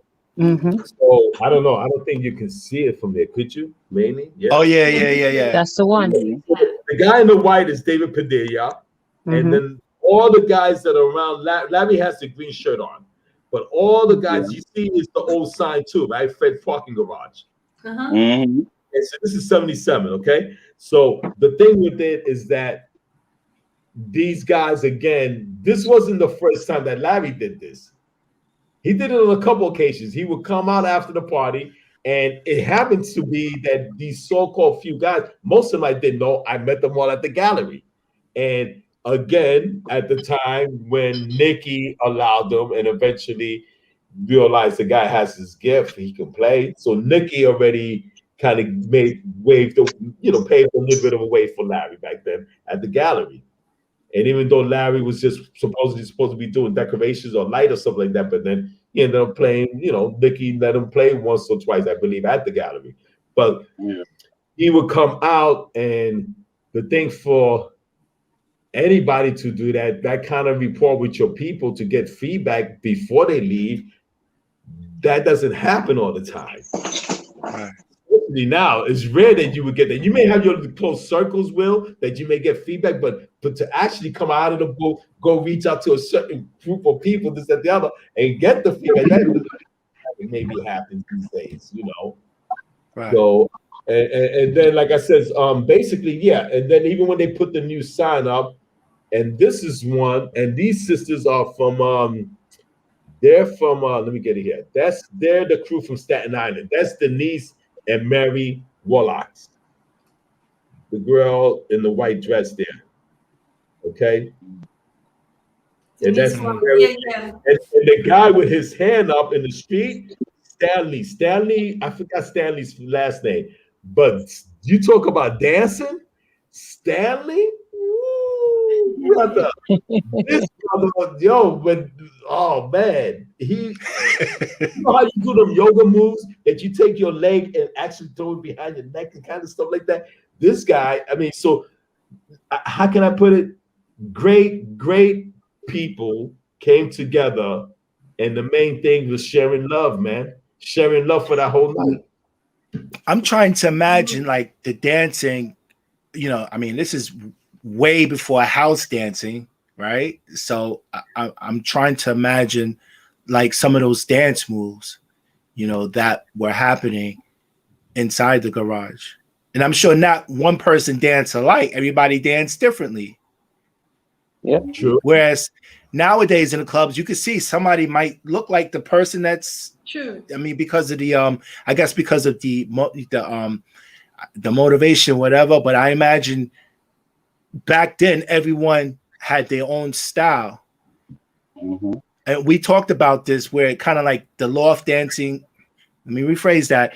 The dancing that was kind of associated with the loft, you could kind of like tell that is that. But with the garage, it's like a melting pot of dance moves. Yes, I mean, okay. That's very true. I mean, it's oh man. This is people. Okay. so before the construction got built, in the one room, again, there's no lighting system, there's none of this, there's none of that. Basically, you have people either flicking their lighter, or some people eventually became the ones that would bring in a small flashlight. So visually wise, where you could clearly see the movements, very limited at this point in the one room. Very limited. That happened more so later on after it got constructed. But in the one room, again, whether they were flicking the lighter or some started to become the regular ones to bring in a flashlight, you really, okay, let me break it down to y'all guys. Daylight, sunbreak, on top of that roof part, they had that old roof where in those old roofs, the construction is built where they have glass where it lets in the light. So you can actually be in the one room and know daylight time is coming, but then also in the music and certain songs that Larry would play. Wow. And again, the term that I use, I say climax time. And this is before the construction parties. There was always that climax time, and it's usually during the daylight certain time, and then he goes on to the end, whatever time it is, 11, sometimes a little bit before 12, you may come out, but basically after 10, you would come out of there. And then once the construction parties started happening, yeah, you can see the movements. And again, when I told you about there's different groups in different parts of the clubs, they're different movements. Yes. Actually, these brothers, that before you walked into the main dance floor, there was a little, not corridor area, there was a little space. And since the floor would be packed during the regular hours of the night and they want to get their hustle on, they would hustle right there. Mm-hmm. So you had hustlers on one side of the room? Kind of like type of thing. Yeah. And what can I say? Not so much, how can I say it? How can I put this? Whatever the movement was, because even sometimes you would see, I would see people that they have like they always have a couple people that do this offbeat dance. Their dancing style was offbeat. It wasn't on the beat. It wasn't on like the 1-2. It was offbeat, and that was their move. And that's how they did their thing. But then for me, not so much in the loft part. Again, going back to what I did early on in sports, and then a lot of people I know, whether it's males or females, they either whether gymnastics or martial arts, something to do where they do something else on body flow movement that they're able to move their bodies in a higher different space or movements of things. So the martial arts did help me to move. So was there like a lot of floor moves happening at the garage? Climax like dives time.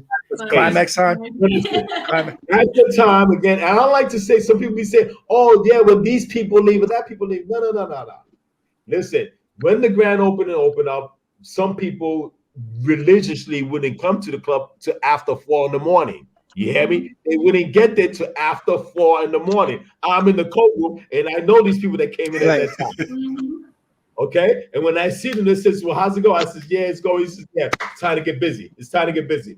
So they're coming in there after 4, 5, 6, 7, 8, 9, 10. You're still getting 5 hours, sometimes 6 hours of partying, bro. And that's to me at that point, because what I did, I made rules in the coat room. So after, what was it? After 9 o'clock, I think it was, or 10, either between after 9 or 10, I had a metal thing and I would click it so you can hear it on the dance floor. It's like 15 minutes to 9. We're not responsible for whatever the after 9. And then that was your dancing time. Actually, on one of the photos, you see the rules. You see them, man. So yeah. So Oscar, being that you're a dancer, did you have like your own little party inside the coat room? Because I imagine when certain songs are being played, you're like, "Yo, that's my jam," but you can't leave the coat room. Coco like that too sometimes when she's working. As you say that, some dancers, friends of mine, would come out the coat room, because right there, if there's nobody, if there wasn't, the coat room had lines too, besides lines outside. Yes. Okay? Say, "Oh, there's just lines outside." No. In the Ram, no. There was lines in the goddamn coat room too. Okay, but that being said, wasn't with no lines. Some of my friends that I would dance with, they would come. All the other guys, we stood there to do what we have to do and work. Yeah, we would get a quick step in, and then like after 9 o'clock, we know we can get on the floor for sure to the end of time. But yeah, I would always get a quick step in if there wasn't no lines in the coat room at that time for sure. Got you, Oscar. In your eyes, what made Larry Levan special? Wow. Nice question. Thank you.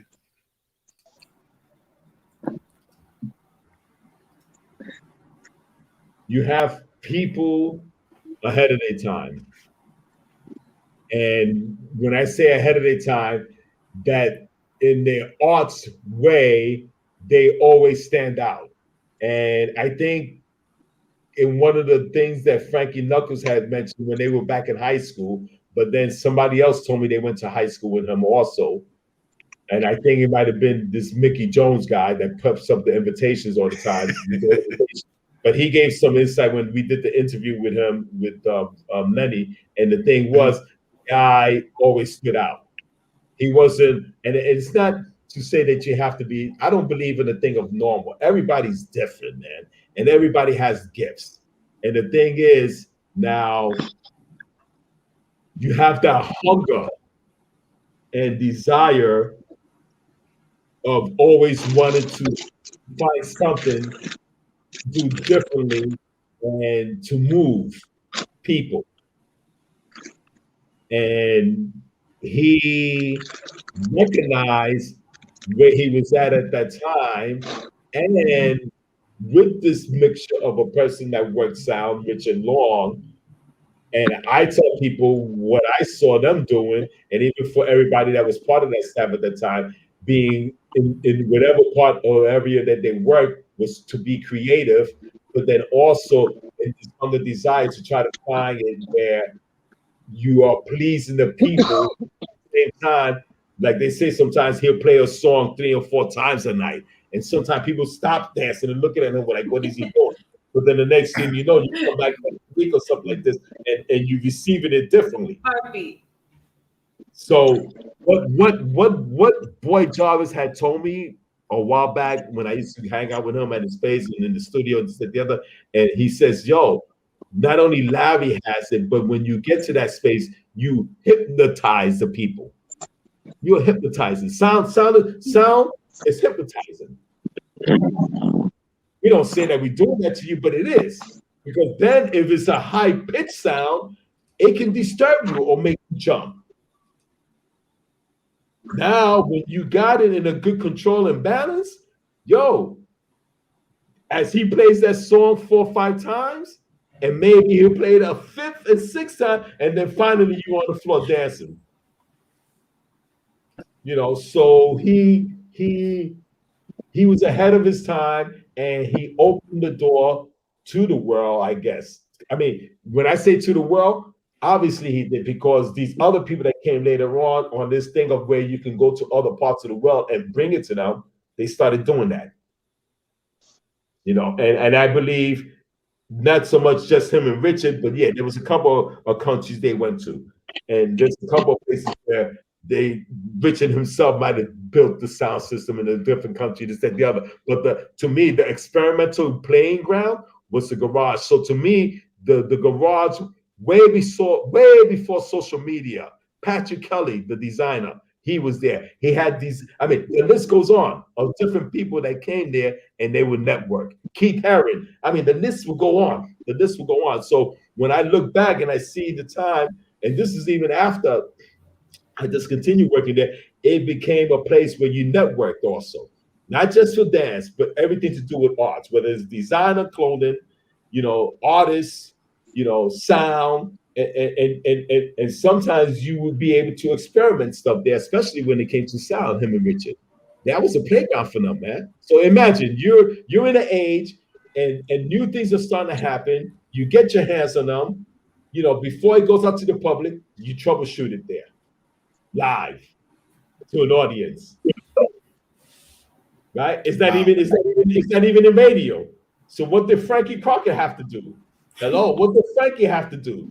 You know, he came down there. You know. So I want to ask, because you mentioned, you know, Frankie Crocker. Do you feel like, I mean, because, you know, obviously the Paradise Garage has a big influence over WBLS, and I kind of like see WBLS as an extension to the garage. You know, it's also a service where it's providing a musical service for the garage. So people who actually didn't go to the garage, it's kind of like they were there getting that experience from WBLS, because Frankie Crocker would frequently visit the garage and would kind of like take some of Larry's playlists and would play it on the radio, correct? Yeah, yeah. I mean, it went on to the point where, you know, there was a door open up without a doubt after a while. Go ahead. No. Go ahead. You got it. A few people ended up playing there, right? Because Timmy was there for a while. Timmy, and then I mean, Boy didn't really play later on in his life, but you know, he's one of the first guys I know that I ever saw play his synthesizer in the background while Timmy was playing. So they was both on BLS. I mean, later on, Naeem Johnson. What's my man from Jersey also? Naeem Johnson. Yeah, but the other guy, Tony Humphreys, was there for a while. I mean, you know. Well, Kiss, he was on the other side. Yeah, quite a few guys eventually, you know, but who did it originally come from? Yeah, it came from Larry, that part, for sure. So do you feel like, even though it's a membership-based club, like just the connection, because, you know, once Larry played it, the radio got it, do you think that kind of like made the club somewhat commercial? Because it's not like it's underground now if the clubs are playing it. Like everyone in the chat room, they're talking about Heartbeat. Heartbeat came out of the garage because of Larry, but yet it's played on the radio. When I was still working with them, and I realized that if you have an idea of business and you know you built this stuff, you got to upkeep it now.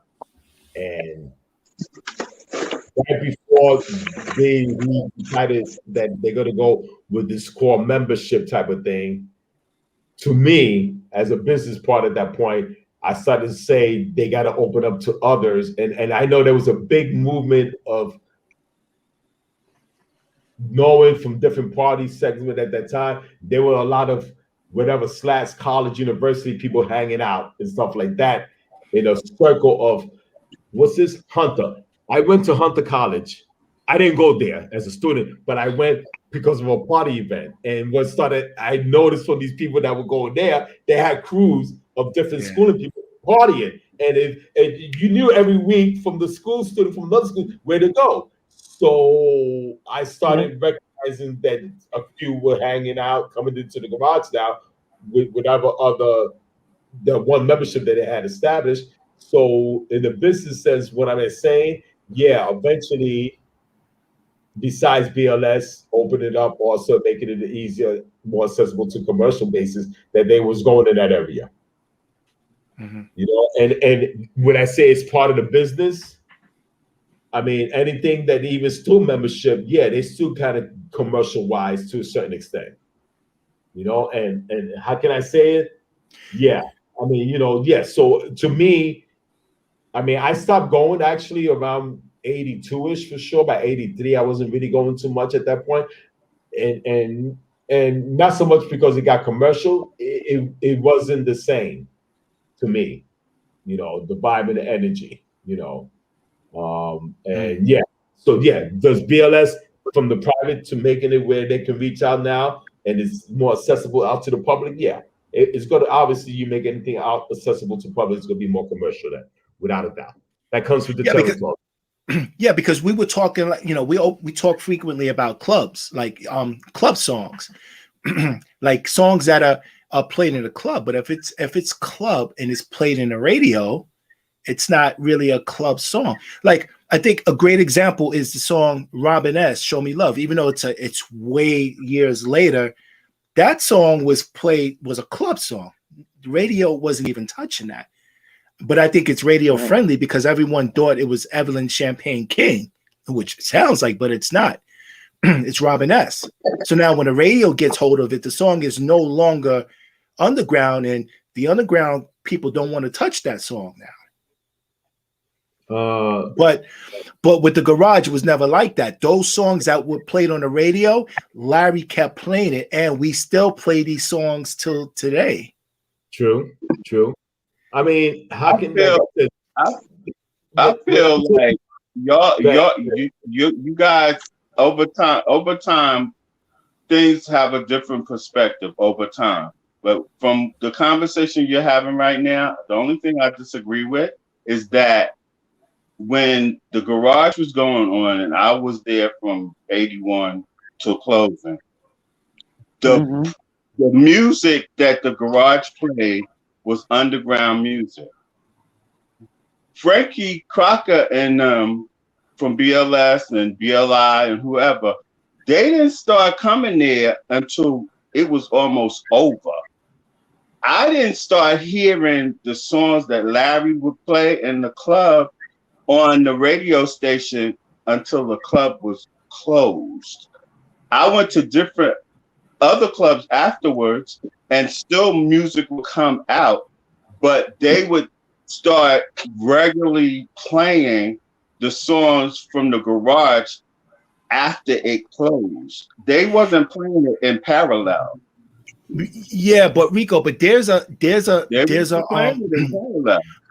tape that's floating around where BLS aired the garage played in 1979. There's a live show of BLS. Yes. 79, not in the 80s, not towards the closing. Right, but what I'm saying is that I have just a tapes where I did the little pause and play and pause and play and pause. From all of the 80s, I have them here. I didn't make those tapes because they was playing the music on the garage. I went to the garage to hear that music, and the only way I could continue hearing it from that day on was to go to vinyl and get the actual white label or underground record. I never heard the people in my community that I lived in never heard some of the songs I would play on my radio, on my turntable. They didn't know nothing about what is that? Well, they didn't heard it on the radio or otherwise. It only happened just like when you see Cosby shows and Living Single. Those shows are more popular now than when they originally aired. So wait, they were listening to AM radio? Yeah, that's why they didn't get it. It was 1979 from Larry LeVere live at the garage. 79. BLS was not always. They was watching short. They were listening to SW shortwave radio. They weren't listening to FM. There's a tape floating around. I did not hear in parallel. Yes, years later in the 90s and so forth and so on, I would hear songs like Heartbeat and so forth on the radio more on a regular basis. But when it first came out and they was playing any of the songs that Larry was playing, even the white songs, I didn't hear these songs on the radio. Okay, and I'm going to jump on Rico on that part, because when Rico mentioned vinyl records, I was just getting ready to throw that in. Back then, Vinyl Mania? No, vinyl records. You listen, after the party, you either go to vinyl records. I think Downstairs Records was another spot you can get them. There was maybe about 5-6 different locations, but vinyl records one of the ones that the main. You got that depending who you know, because sometimes they would run out. That's how fast they were selling the stuff. You know? Yeah. So I totally agree with Rico on that part, that at that point where, there was certain music that wasn't sold in the regular stores, man. And if you wasn't, how could you say it? I mean, down with underground. You got a lot of stuff that they doing and they re-edit it, but if you're in, when I say in, if you're in with the guys that what's that? 40 something Broadway, where they only had the main recording studios. Blank Records was at the time, and Nervous Records, a couple of these other people that you could only go there and get the stuff. You wouldn't get it in the original version from even vinyl records if you didn't have a contact with the main recording. We talk about this all the time. Will and I always talk about this because that's where the record pool started. We got that. We ain't talking about. We're not talking about the record pool. We talking about but I'm commercial. Saying a lot of the songs that House of Scott. We talking about commercial. We talking about commercial radio in the association with the garage. Commercial. It wasn't commercial when the garage was open. The chat room is saying but hey, Will, as you said it, Rico and Will, let me put it to your guys, and I know you both know it. Eventually, it gets to the radio station because let's fast forward. Even now, even though something comes out of track sources that the other, what have you, boot camp, whatever, B camp, whatever that's called, but basically, I forgot the term. There's a term that they actually use. I forgot the word that they use. You go to the radio guy and you tell them to play your record. Payola. Thank you. Coco, what you doing? You know, so to me, does it still go on that way? Yeah, sort of say. I wouldn't say no. You know. So Oscar, so the chat room is saying the relationship between the Paradise Garage and WBLS started in '79. Hello. I mean, like I listen. When I was working there, did I see him pop up sometimes? Again, I wasn't into the booth, but every now and then, I would look from downstairs to see who's looking out, and you can see certain faces and recognize them. You saw Frankie? Yeah. I mean, because he had that not the DA. What did he had that perm? Process. Yeah, the process. Like Al Sharpton and James Brown, he had a process. Oh, thank you, Rico. We call it Conker. What's it called? Conker? Like a JD Walker. Yes. Like a JD Walker. Yeah. You know, the only time I got a JD Walker. When we did this Solar Life thing, and they gave us Gordon's hair salon certificate to get whatever treatment, and that's the only time, because back then the Jerry curl was a big thing. You know? And my thing, okay, you know, you gotta, back then before that it was me, Afro Sheen, and my Afro. But prior to that, yeah, we went down there, and the strange thing, and it wasn't strange. Working in the coat room, I seen a lot of people come in and they changed. They changed who they are. When I went there and I see Paul Stewart, head of security, and Gordon's hair salon, I'm like, yo, Paul, so what's going on? What are you here doing here now? Well, you know, I see something else I've been wanting to get into. I'm like, okay. You know, so when I was surprised to see him there, but yeah, so that's the thing with the hairstyle, when I can tell him, like Rico just said, that bring thing type of thing, that type of thing. But overall, there will never be no place like it. It will never be duplicated. I mean, even I did a rough run down here. You know, you had the ramp, you had the cold room, you had the toilets, the crystal glass room. You had a space, again, like I told you, where the guys used to hustle before you got into the main dance floor. So number 5 is the main dance floor. You had the concession stand, that's a 6. And the stairs going up to the booth, another location, 7. The movie room, 8. And then the rooftop.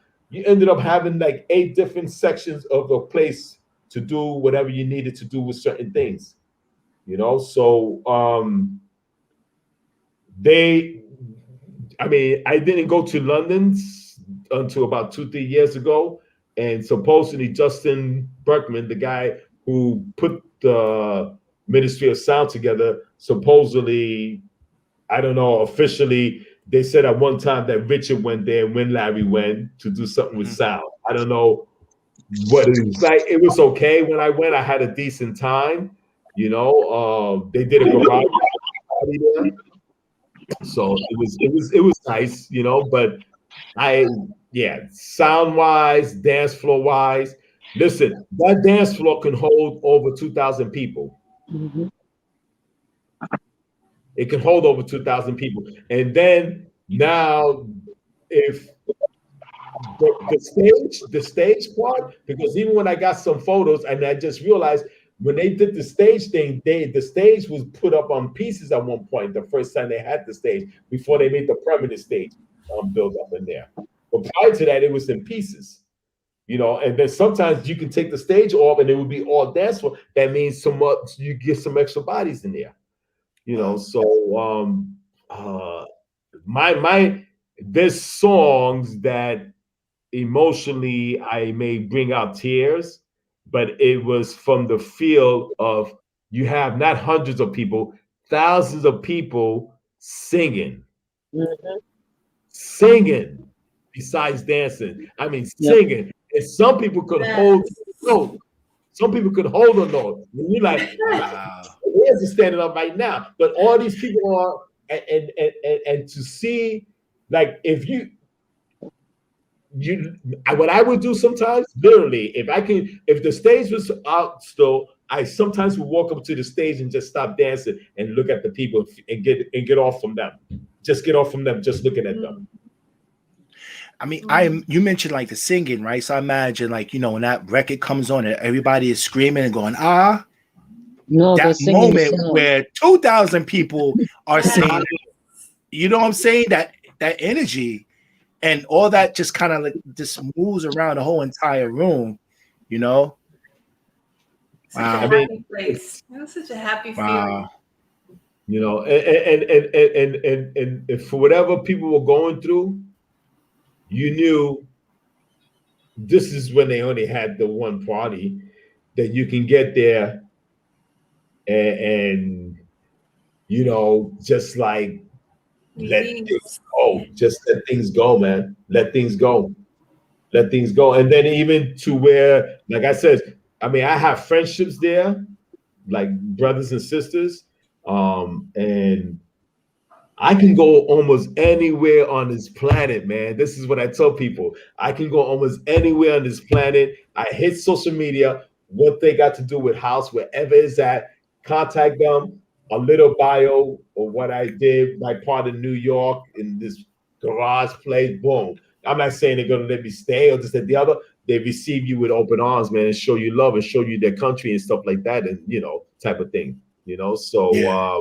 the journey, I was still would always talk about it. I passed over my original shirt to my son here, and tell him stories about it and stuff like that. And maybe, like I said, because he's underage, and even the last time they had a reunion thing before COVID, I asked Joey. Joey was like, now we got liquor in the place, so it may be difficult, and then we're taking a risk, so we would have to wait till he's 21 before that type of thing. But I remember before, I know, I'm sure this at the street party, they had it where you can bring your own kids and stuff like that. Or even when you go like to Soul Summit, you can bring out kids and shit like this. I think that's a great thing, that type of thing, But it would always be with me at heart. And how can I say this? Yeah. The other thing, oh man, how can I put it? Labels get put on later on, and I caught John Morales in Vienna, and there was Wait, tell them who John Morales is for those who may not know. John Morales is from the Bronx, and he's the one that with another guy, I forgot the other artist, recording sound person. Manzabai, Sergio Manzabai. Thank you, Mr. Will. So they both got together and they did Eminem records, and recently they just been booming stuff. I mean, I think they just did, what's the name? They did a special thing, CD or something else, and vinyl. What's the name of the singer? The singer that used to sing with she did something with Rick James one time. What's her name? Val Young? No, the other lady. I can't think of her right now. She did something with Rick James, man. I can't remember her name right now. But anyway, he did a nice CD, but he's originally from the Bronx, New York. And he got into the sound room. Actually, his father had a location, and he started playing at the bar location for his father. And then eventually went on to go into doing engineering stuff. I don't know if it was Arthur Baker. I can't remember who it was he was under, but one of the big names, or Blank, the guy that did Blank Records. Bob Blank. Games that he got his schooling from and was able to experiment back then. And early on, I think they stuff with Patrick Adams and a lot of the big names that were doing stuff. And a couple of the other singers that went on. And fast forward, he's still in the business. And I caught him in Vienna, and like I told you, I that's where I teach at, and I stay in contact with the dancers or whatever music people whenever I travel and where I'm working at. And a lady was doing her master's degree on house music. So she's like, would it be possible to ask him? I said, yeah, he can only say yes or no. So we were in the basement, and when the question came up about when did you or how did this house party thing happen? And I told him that's a label that got put onto the industry on the business part of it. But basically, most people, you don't go out to a club. You don't do none of that clubbing or none of that outdoor partying until you leave your house. So your first parties is at home. Those are your house parties at home when you're growing up as a kid. Then you get to the clubs. So when I explain to people, yeah, the label got put on later on, whatever business-wise it might have made it to sell. But basically, we see Chicago coming out with a song saying that this is this established or that. All my house parties were at home. And I had some great house parties at my parents' house that, you know, we moved into a house, had great house parties, man. The backyard, you know. That's one of the greatest debate of house, the term, you know, New York and Chicago's got there. Because we had a representative of Chicago here on the show last week, and you know, there's different concepts on it, you know, especially it gets real sensitive when it comes to the Paradise Garage and different clubs and stuff like that. I watched this other documentary, and it was saying that the first house song for New York, the first club that ever played house music was Better Days. Wasn't the Garage. Said that Larry hated the term house. I still say if I'm talking on it and they ask you, I mean, I'm not gonna say this person did this, but I would say still the first house party that you would ever go to, right? Not in the agenda of using it for music, is at your god-dagged home. Whether it was house music. The term that I use, and like what Khalif said it, and I don't really talk about this too much, and I'm going to share before we close out or anything else like that. You see, we lost my mother in a tragic way, and the place was called La Bijas. La Bijas is upstate New York, okay? And I've never shared it, but the people that know me from young, and it came out in the news. And the thing is, we make choices in life. And even though now going into the different beliefs that we have, I was my mother's chaperone back in the day. She brought back our Yoruba faith back in the late 60s. But the point I'm getting to on that long story short, she never came back. And she got taken out in a tragic way. And it hit the news and everything else. So when I started doing a big hangout at Body and Soul, I was in a treatment getting my shit together from dealing from the healing and the process of how to accept this and to let it go. But Body and Soul was like safe haven on Sundays because they had that Sunday party. And it started at 1 in the afternoon and go at 10. And I told my sister, call up the place where I got to stay because I was in an in-treatment thing. And she would call up. But again, music saved my life on the dance floor. You understand me? So going back to where I tell people, just think about this place, that place, but basically, where did you first ever enjoy your party? At home, at your own house, you know? And then now when you go to the public part, you know, we got different, you know, areas of how they describe how it came about, right? But to me, and then being at home and the music we listen to at home, so that's the first music I'm listening to. So again, it's variety, you know, whether it might have been some rock, some salsa, some R&B, you know, some merengue, you know, Motown. Yeah, definitely. It was at home. We used to do cleaning every Saturday morning. You know, so cleaning and listen to music. Talk about it, Coco. Talk about it. You know, that's how it was every Saturday. That's a Latino household. You know, so, I know. We got special. Yeah, go ahead. No, go ahead. So how we say this is like, it's like this, man. You know, days go on as they come and they go, but thankful for what was said at home and now going out to public and dealing, and not so much the thing I really appreciate about David Mancuso was he played everything and anything. Mm-hmm.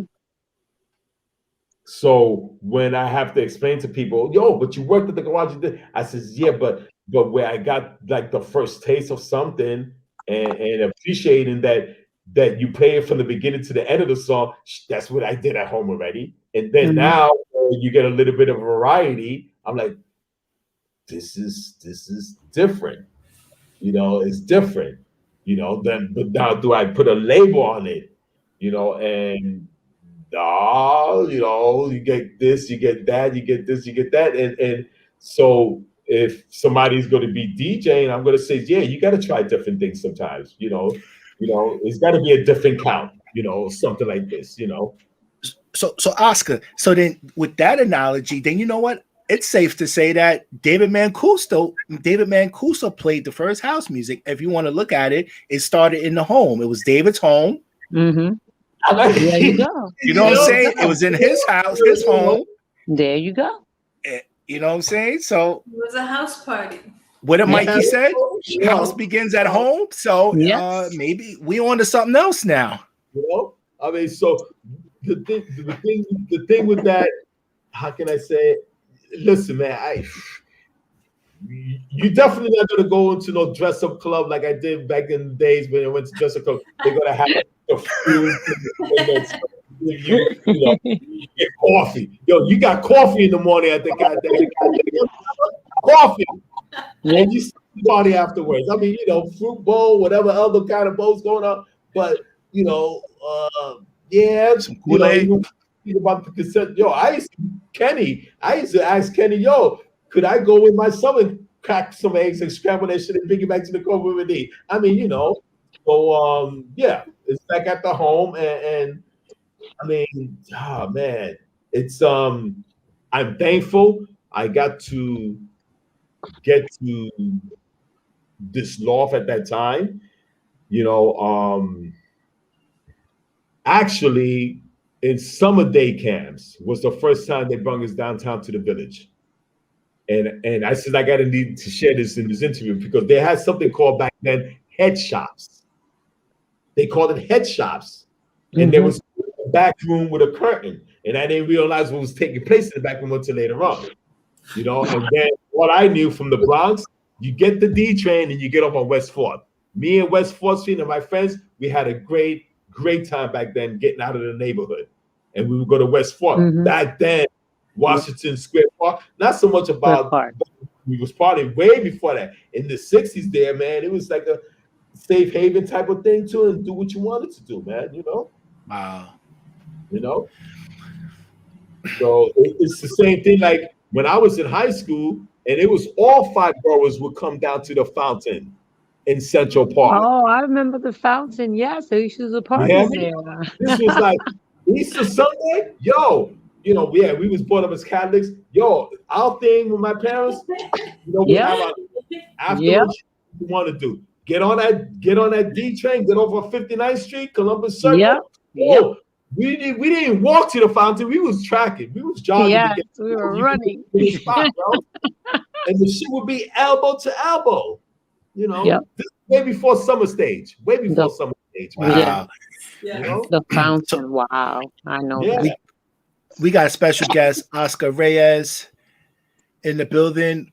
Just wanted to send some love out to the chat room. We got Ray Vasquez, Desiree Barcelo, Sarah Usher, Mellow Man, Sabrina Bree, Etna Diaz, Mikey to Paradise, Binky Dancer, Mahazi Bass, Set Mel is in the building as well. It's Negla, Michael DeVille, Peter Lightburn. A lot of cool peeps in the room. So if anybody have any questions for Oscar Reyes, just put it in the chat room before we go. Does anybody here have any questions they want to ask Oscar? I do. Oscar, which party did you like better? The Friday night party or the Saturday night party at the garage? My same question. was going to be my question. Come up with another one, Sandy. But No, Okay, I have no, to ask him that because he worked there and he saw the whole thing. Right. yeah. But I mean, Okay. your Saturday at the beginning, I would say for sure because they catered to that in a bigger way. But then they started flipping some of the show guest artists on Fridays. Right. Between you and I, Coco, as a worker there, and we made good money at the time too, because a friend of ours, she's reminding me how much we made, but I would also have to work on weekdays for the wrecking pool. And on those parties, it was not because it was a limited amount of people, but the artists that came in. I saw quite a few people. Even when I saw Karen Young the first time, the one I saw Hot Shot, I never knew what kind of a person she was. Girlfriend is that's her singing like that. I'm like, okay, a couple other people, Yeah. So Peter Brown, got to see Peter. Yeah, a couple of good people during this regular pool party. But yeah, Saturday in the beginning was always, to me, the harder party that came in with the people and the energy.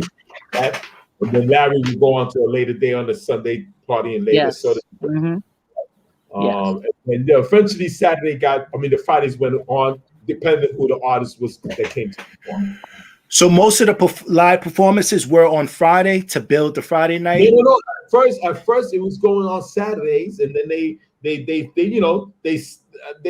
saw they needed to pick up the Fridays. So then some of these artists started coming in on Fridays to do the performances, and that started picking up the Friday crowd. So they wouldn't say, for example, Unlimited Touch, they wouldn't do Friday and Saturday. They would either do a Friday or Saturday. Right. Yeah. That might be, I imagine that might be tough. You want them to be on a Saturday, Saturday is the key night, right? Saturday was always different. It was a different party. Okay. It wasn't the same. He played differently between Friday and Saturday. He didn't play the same. I got to see Colonel Abrams, BLISS, and a couple of other artists on a Friday night. So it was always different. What was your favorite show at the garage, Oscar? Excuse me? What was your favorite show at the garage? Listen, man, I told my boy the other day just about this. I says, there was a lot of shows, and even though what's her name? What's my lady's name? What's her name? Pull up to the bumper. What's her name? Grace Jones. Grace Jones. But the first time First Choice came down to the club, bless them sisters. They took a couple of minutes. Every song they had a different outfit on. When they played Two-Time Low Down Son of a Gun, and they pulled out switchblades, the crowd went berserk. They said, and the switchblades came out. Oh man. And yeah, but they had so many. Now, one of the other parties, not performances, but one of the other parties that was outstanding was the King Tut party. They had in the history museum, and then we kind of backed off of that. It was a good idea. They backed off of that. They had the exhibit of the King Tut thing. They had a King Tut party, man. Shandy, you were at the King Tut party. So people coming in there just as Romans. Like Romans with robes. I remember that. Wow. The Halloween parties were crazy too. The Halloween party was the best. Oscar, there's a question. There's a question for you. So, got to give a shout out to Wesley T. Van. He's definitely part of our DC connection, the BLISS connection with DC. But his question is, have you ever played at tracks in DC? You're a DJ? Who? You. Me? No. Yeah, have you ever played at tracks in DC? Nah, never played. Nah, Wesley.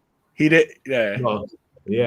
Yeah. I mean, how can I say this? The other thing also, and big shout outs to everybody in the rooms that's there. Desi, like I told you, she's the one that used to party with her mother at the garage.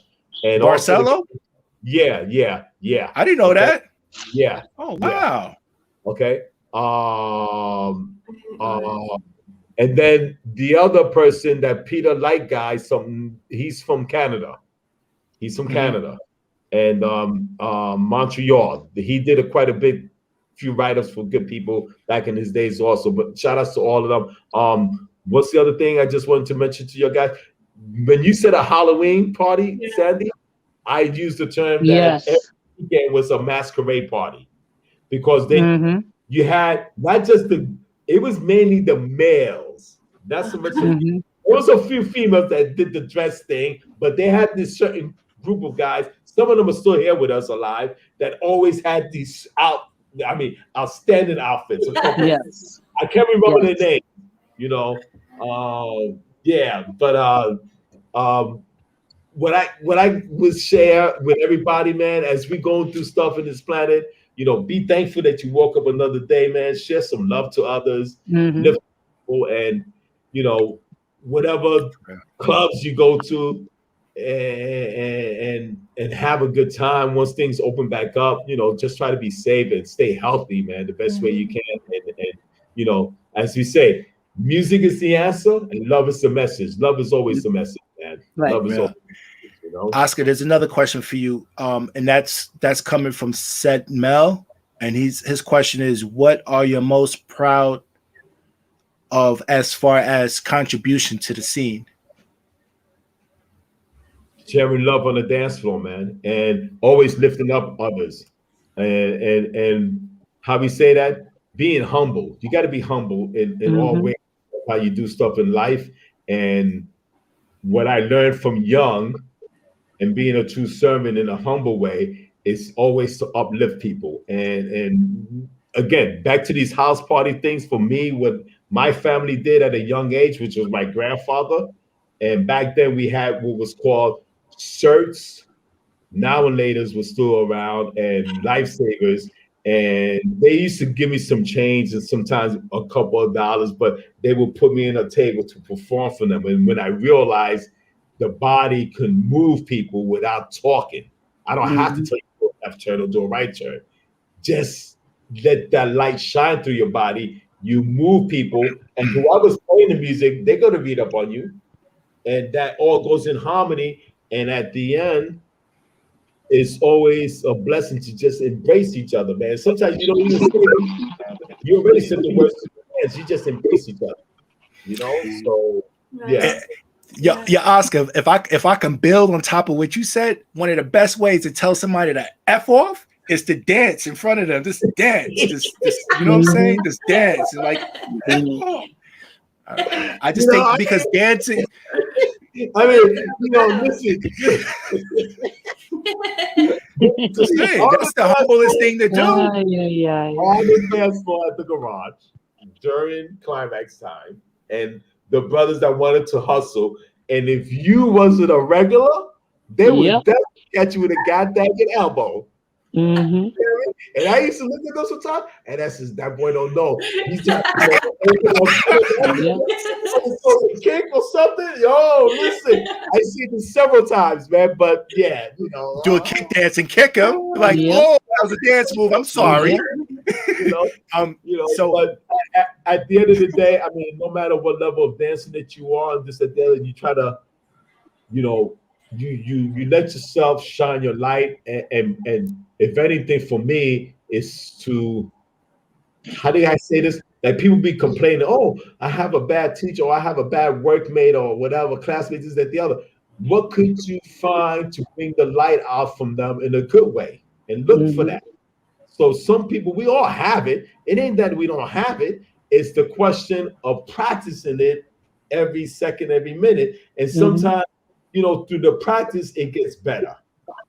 But you need clearly to make that decision. And the best thing about with dancing is that, like you said,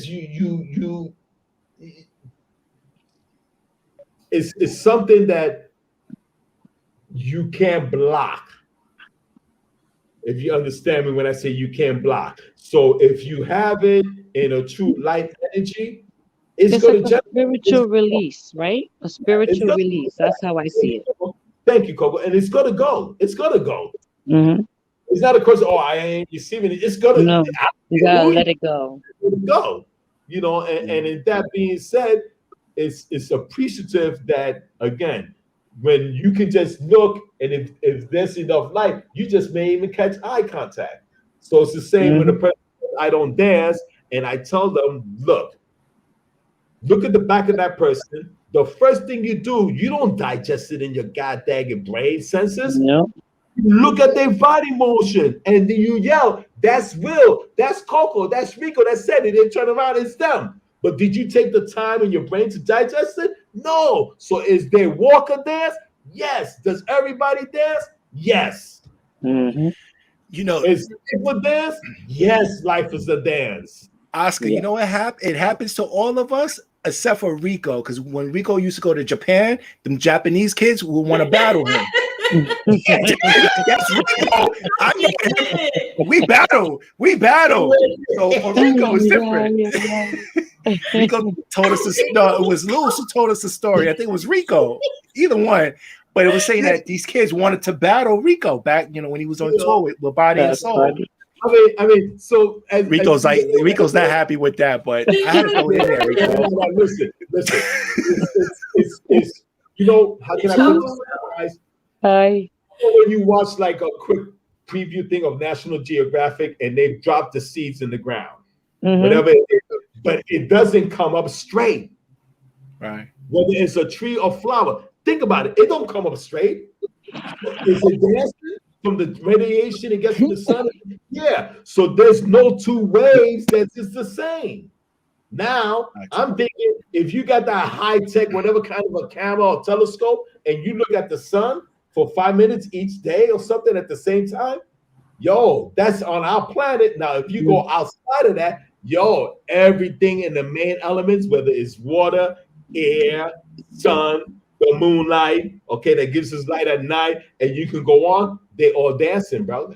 They all dancing. Got you.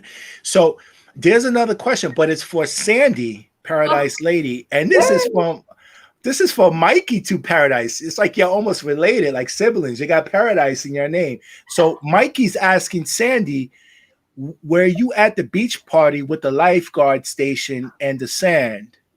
Oh, I remember that. Party? Yeah, the beach party with the lifeguard after station. the club, people go to the beach. That party. I remember those. Yes, all the time. Yes. What beach was it? Brighton 6. But yeah. Brighton 6? Yes. Yeah, Brighton 6. That was the go-to. So wait, it would be like a bus or a car, like you carpool? Like No, we would carpool, we would up take there. the train, and we just go to the beach right from the club. All knew we would bunch up there in a circle and have a boombox or something. And and continue the party. After the garage. Yep. Ricoh, did you go? Did you go to those beach parties, Ricoh? Yes. No? Ricoh? Ricoh. Anyway, Ricoh stuck on something. I know. Ricoh, stop. The garage used to do bus trips after the parties to Fire Island. Yes. Thank you. Yes. Thank you. Absolutely. Thank Absolutely. you. Yes, those two. Okay? Those I went to. Hi, Ricoh. He's back. I guess he didn't like Brighton. No. I went to Fire Island beach parties. I don't know about Brighton. I don't speak on what I don't know. Fire Island, I know about Brighton. Me and Sandy know about those parties, right? We would be in the garage, in the sand, with the blow up balloon balls or whatever. They would have lifeguard stations in the garage. Yes. And there would be lifeguards up on the stations, just like if you was at the beach. And then after the party, they would break them down, and we would get in carpools, vans, buses, whatever, and everybody would meet at Fire Island. Mm-hmm. All right, so that's all nice. That's the other beach party, yes. That's all nice and gravy with Brighton Beach and Reese Beach, but he's asking about the beach parties inside the club. At the garage. Yeah. Yes. It was in the club. I just told you they would have sand. Yeah. They would bring sand in and spread it around the dance floor. They would have those big balloons that you blow up balls that came in the different colors, red, white, blue, orange, whatever. Right. They would blow those up and they would be huge and they would be all over the place. But the thing that you would remember the most, besides the lifesavers, would be the setups, the seats for the lifeguards would be like 12, 14 feet high. Yes. And there would be a person up in them. Like they was the actual lifeguard waiting to go save somebody. Wow. You want to talk about creativity? That's so creative back then. Yeah. To bring sand to the club. Well, they already had sand inside the dance floor. You gotta think about it. Like Oscar said, they had cleaning people that was amazing. Because can you imagine trying to sweep up sand in a club? It's bad enough with confetti. There you go. There you go. And that confetti shootout machine was outrageous, man. Yeah. You take sand and you spread it throughout that whole club. It would take you months before you found every little sand dune in that club. Yep. So it looks like most of the questions were answered. I have a question for you, Oscar. This might be a tough question, but if you had to condense 5 garage songs, what would that be? Your favorite top 5 garage songs? Ooh, good question. Thank you.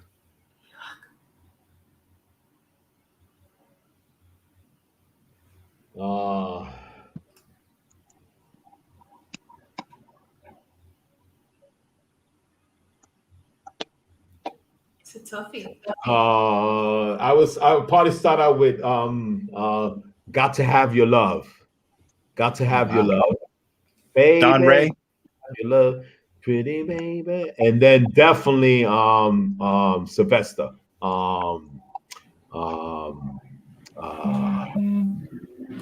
Sylvester. Which one? Over and over. Yes, over and over. Bad for me. What's her lady's name? Dee Dee Bridgewater. Yeah, that was Dee Dee. Yeah. And that small room. He used to kill Deeper from War. I think it's War. New Birth. Deeper. It's his song. It's from the Deeper. I believe it's War, if I'm not mistaken. Yeah, Deeper. It's the name of the song is Deeper for sure. And they used to kill one room. Down to Lovetown. Lovetown. The originals. Yeah, and then what's my man Lenny White? He's got a couple of things that Larry used to play from Lenny White. Which is the one I'm trying to think about? Running is it called? You got me running. Yeah. Oh, choosing women too. Choosing you. Choosing you. Yeah. I love that song. Right? That voice. But that over and over, that message. It's and even at the times of the party, and when Larry would play it, man, he would read us with that song, so to say. It's one of those breakup songs that just gives you so much energy and hope after a breakup, because you go and you find yourself a friend. You're like, all right, you want to be this way? That's real. You're already at the club. There's plenty of friends to choose from. That was Weekend. Yeah, I heard you that one too. You might as well drop that one too. Yeah, Yo, Rico, your top 5 garage songs. Ooh, that's so hard. I didn't have any. I need stop. Yes, you did. No, I didn't have any. You're the one who would go to the Vinyl Mania right after the garage. Have Coco. Any. Coco, your top 5 garage songs. Oh no, that's too much. You gotta do it. You gotta do it. You gotta do it. Damn. Top 5. I don't know how you did. Think about it. Think about it. It's Saturday night, 5 a.m. And you can't wait. You're like, I'm getting to the club. I can't wait to hear this song. I know he's gonna play it. Come on, Coco, what are those 5? Come on, Coco. People in the chat room is giving their top 5. You can do it too. Mikey's on a roll. Mikey's on a roll now. Yeah, boy. Yes, Mikey, that's my other favorite. You want us to come back to you? Come on, it's in you. You got it.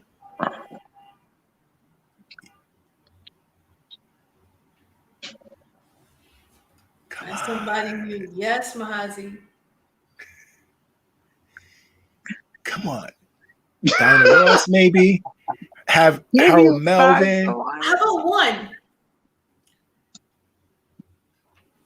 No Inner Life. So many. No Jocelyn Brown. No. Coco, what's coming to the head? Give us so many. Give us something. Can't play around. Damn, she got too excited. She left the room. She got too excited. She left the room. She played us, right? She said, can't play around, and she went out on us. I'm gonna play you around. Sandy, your top 5. Now just imagine you're in the booth, and you hearing that, and you're like, there's a whole different party up there. Top 5. Weekend is definitely 1. Ain't No Mountain High. Eddie Grant. Which one? Nobody's Got Time. Okay. Or is it Time Warp? Time Warp.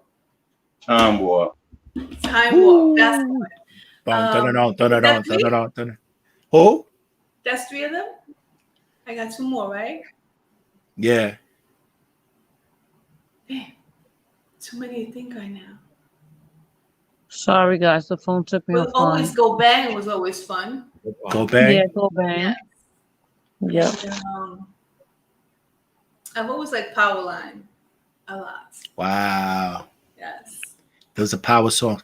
Coco, you got so excited you left the room. You said Can't Play Around by Lace. It kicked me off the thing. I said, oh damn. We got excited. All right, but you got one. You got one in. I lose my mind. What? No, so you lost your mind. You lost the connection. You were like, I'm out of here. I got to go find a record.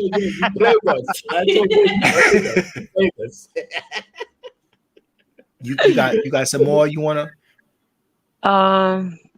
There was one Grace Jones used to do. Slave to the Rhythm. Slave to the Rhythm. Yeah. Yes. Yeah. I love that song too. That's a dope song. Didn't I'm sorry, go ahead. No, I was gonna say one from Colonel Abrams. It pulled my back out me listening to his song. They literally had to carry me out of the garage because my back went out. For real.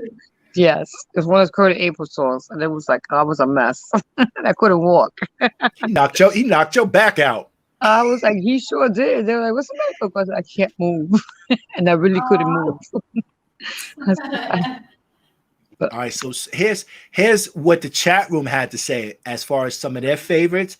Peter Lightburn, Time Warp, California Style, Feel Up. I believe that's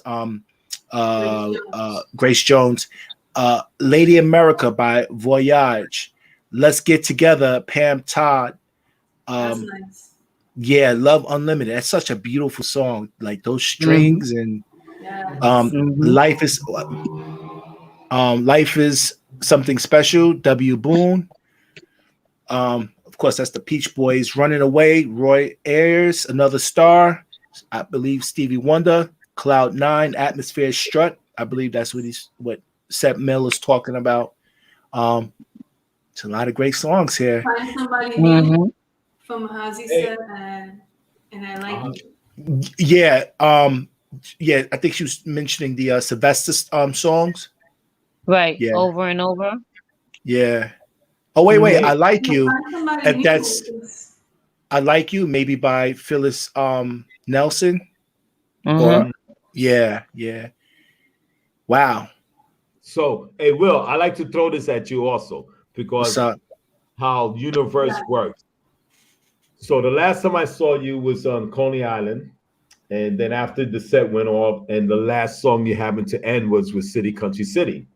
And that same year, I go to the garage reunion party, and what's the last song that Joey Lanos played? City Country City. And I'm like, how in life does it work this way? You know, same timing of the year, same last song that these guys both play. How the universe works, man. And actually, every time I see Sandy, we always get a dancing. So we had got a dancing at one. I forgot whatever club it was back then. They was doing the stuff, but you know, we always get a dancing and stuff like that. So yeah, but it was amazing how that went the universe energies. I'm like, yo, it could only be once in a lifetime this happens, man. These both guys, same time of the year, and with City Country City, man. You know, so that's another bad song. That's one of those songs that would just take me out of my element. Like as a dancer, you put that song on, forget about it. All bets are off. I remember one time this happened in Together in Spirit.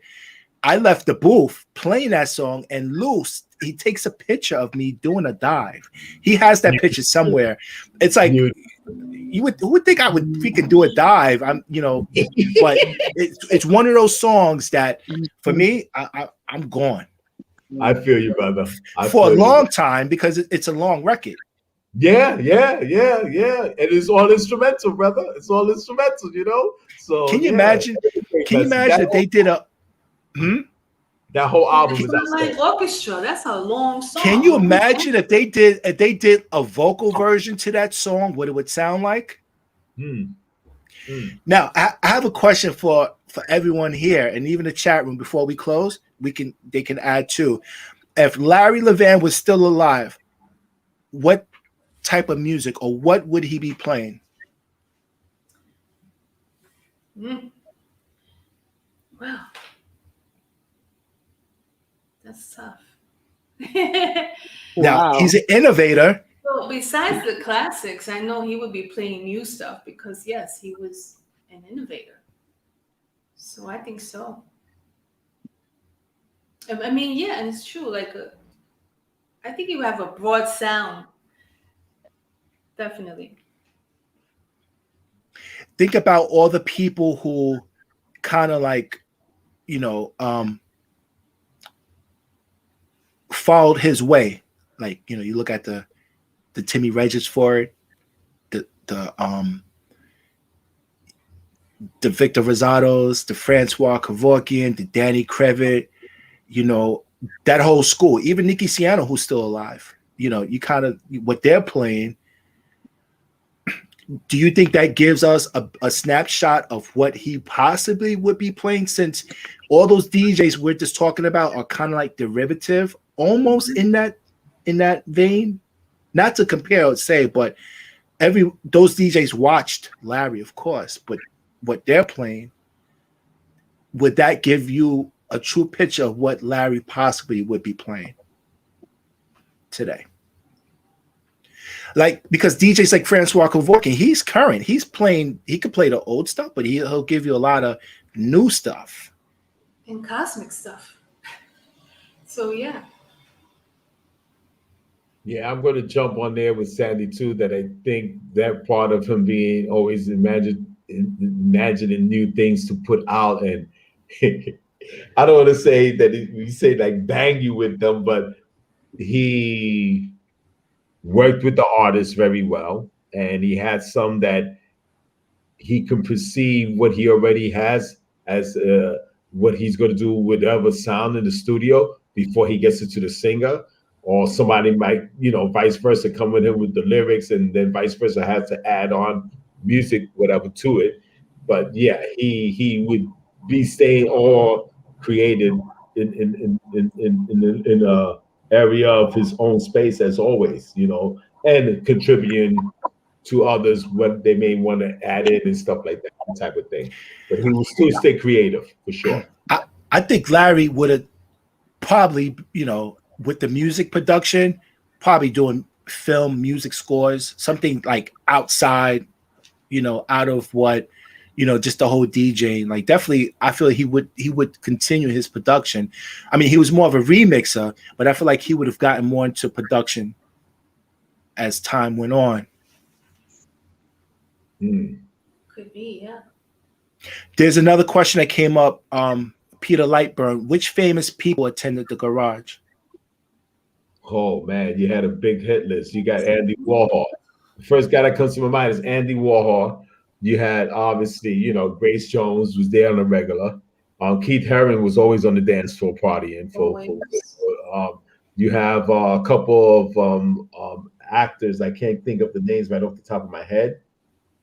Oh man. All the different singing artists that came down. Peter Brown was there. George, come on, Ricoh.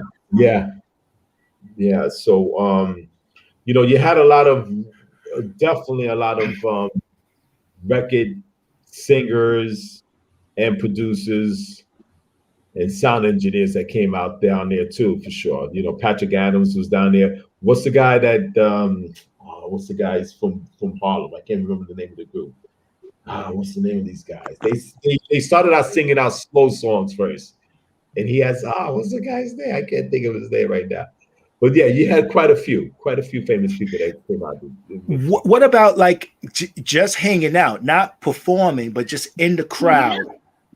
They were basically all hanging out. Yeah. The names that I just mentioned, they hung out. Besides singing, sometimes get on the floor and party. Was Mike Tyson there? Good question. I've never seen him. That's a good question. I wouldn't. I know the time I worked there, I never seen him come. And then again, when you had that status, you didn't come up the ramp. You went up through the back stairs, through where the office was at. And you went up through those steps. Mm-hmm. You didn't come in through the ramp part. What about Whitney? Yeah, I think she probably popped her head there. I think she might have popped her head there. Yeah. I wouldn't be surprised if she did. I know Rosie Perez from Brooklyn was a regular. She popped her head there a couple of times. You know. They said Prince was there. Yeah, supposedly, yeah. I mean, I know the time I worked, he wasn't there. I didn't see him there myself. I'm just trying to think of other people that I might have known. I know not, but we just did a party thing afterwards. Because in '79, when we had that New Year's party, what was really kind of nice was that all the other staffs, because the garage, I think, was one of the latest parties that ended. So all these other staffs from all the different clubs came in. So we had like a staff party with just staff workers from other clubs. I didn't get home till like 4 or 5 o'clock that afternoon, New Year's Day. Wow. Yeah. It was cool because we just, talked about their parties, blah, blah, blah, blah, that type of thing. And, we just, had a good time amongst each other. But quite a few people. I mean, I can't even remember the names, but I'm sure quite a few people. There's the Japanese brother, the Japanese guy named Mark that used to be the regular goer at the garage. He always posts a lot of popular photos from garage on his Instagram. Yeah. Mm-hmm. M-A-R-C, Mark. He's one of the Yamamoto. Yeah. He always on Instagram. I mean, I saw on his folder. I think the other day I was like, I didn't know they was at the garage. So you will see a lot of photos that he found forever and posted up to his Instagram of different people that were at the garage. You know what's amazing? Like, back, during the garage era, there was so many popular clubs happening at the same time. And no matter what clubs was happening, the garage always remained its same. But today, there could be 5-6 different events going on today, and every club will take a hit from it. So what I'm trying to say is, it seems like every club had its own niche. Every club was able to survive their dedicated followers. I mean, think about it. Paradise Garage, the Loft happening at the same time, Zanzibar happening eventually. You talked about Buttermilk Bottom. I mean, even those, they cater to different demographics, but it's all happening at the same night. It's amazing. How do I say that one?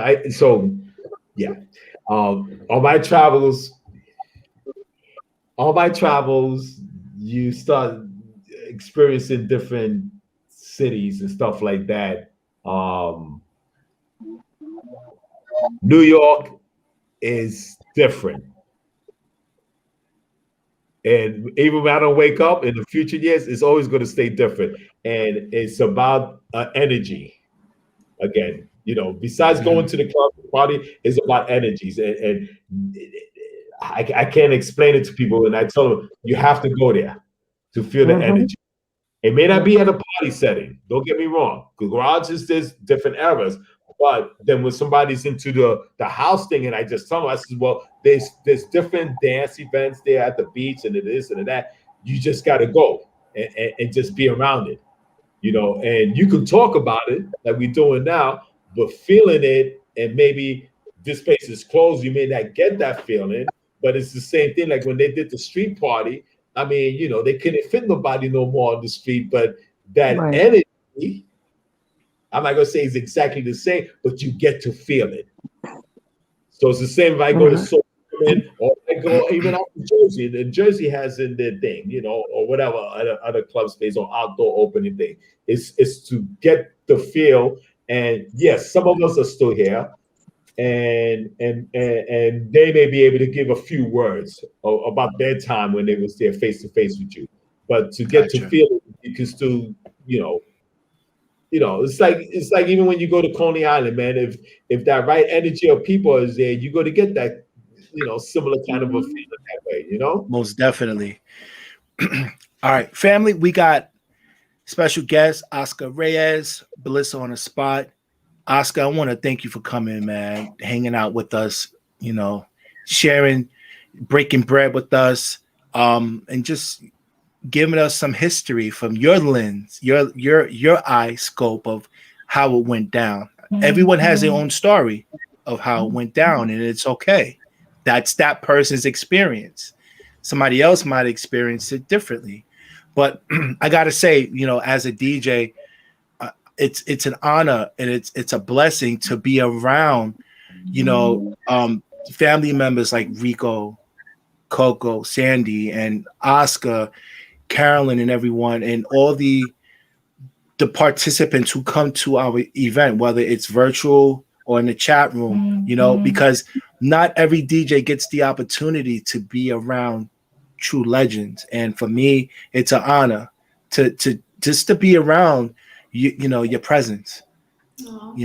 I wasn't there, but I felt like I was there based on your story. So I'm living off your story. And I just want to say thank you. Okay. I mean, like, this works both ways. Like I always say to people, I'm thanking you for giving me the time and to share, and also everybody that's in here, Sandy Paradise, Ricoh, Coco, and even Carolyn, and hopefully, like I said, anytime I get the opportunity to do it, it's a blessing for me, because that's the way I was brought up, is to pass it on, and hopefully as you do this as a DJ, and other people that, not because they're younger than us, they can also get some input and also do the same as we're doing here as a family, That's what's up. And I would like to say also, this is to anybody in the garage period that may have some sort of footage or photos things. I'm tagged on with Lenny Fontana, and we're trying to put the pieces together. We can pursue to maybe in the future do some sort of exhibit, in particular into the house movement scene that took place with New York. And we're looking at trying to get something together to present to the Museum of Brooklyn. Wow. Yeah, Archie just did something at the Guggenheim with a dance thing, I think not too long ago, a couple of days back. And I'm going to talk to him to find out what information he had and how that went for him. But that's what me and Lenny is trying to hopefully try to do.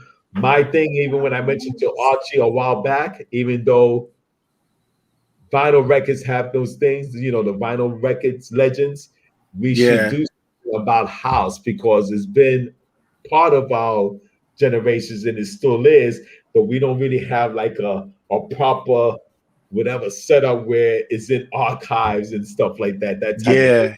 Yeah. Maybe we get the right people that can pull stuff. And hopefully we can try to get this exhibit going on. And if it does happen, I'll be flying back in home to visit. All right. And hopefully with that movement that you create with Fontana and with the Brooklyn organization, they could finally put up that Larry Levan's way. Hello. You know what I'm saying? Yeah, because if they did it for Frankie in Chicago, New York can do it too. And I know that they have major backing for that event, for that sign to go up. So what the homeboy say and do the right thing? Yo, put some brothers on the wall. Put Larry on the street pole. I hear you. Because he deserves that. I hear you, brother. So I'm hoping that in your proposal, you can try to get that sign up, Okay. Put some brothers on the wall. Put Larry on the wall. It's if you ask me, it's overdue, man. It's overdue. I heard they had the sign and everything. They had it ready to go, and all of a sudden they didn't put the sign up. Like, what happened? It's the kind of how does it say? I say this to people like the hustle don't change, and it's who you know. So hopefully, in knowing to know and pull the right strings that can pull it, who have that so-called power to be, that they can make it happen. Hopefully for us in the near future, man. Well, Mahazi Base hit it on the nail. She said Red Bull should follow up with that. All right, so Oscar, man, it's been a pleasure, man. This has been real. We kind of went. Listen, I hope to see you in the near future.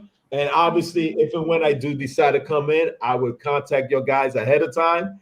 And just even to get together in the embracing and always, as I said, listening and dancing would always be a blessing too. That's what's up. Okay? Thank you. You know where to find us. So before we go, family, I just want to make some announcements. So tomorrow, if I can get this right. Now, let me do it the right way if I can. Tomorrow. So Montse Castro has his event in Brooklyn tomorrow. That's June 5th. It's happening at the Bedford Hall, 1177 Bedford Avenue.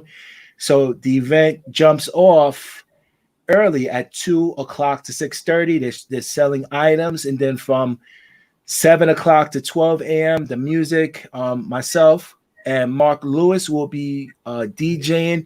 This is my actual first live event since the I call it the panty. So if you're comfortable with coming out, no pressure, but would love to see the Bliss NYC family. Please join us. My set is from 7 to 9:30. It's an early event. They close at 12. I know there's a lot going on tomorrow, but if you're looking for something to do or just to catch up with us, that's where we'll be tomorrow. All right. That's at the Bedford Hall, 1177 Bedford Avenue, Brooklyn, New York. And don't forget Bliss NYC tomorrow, 12 p.m. So join us on Twitch TV. So we're gonna have that event from 12 to 4 due to this event that's happening tomorrow. So hoping to see you all.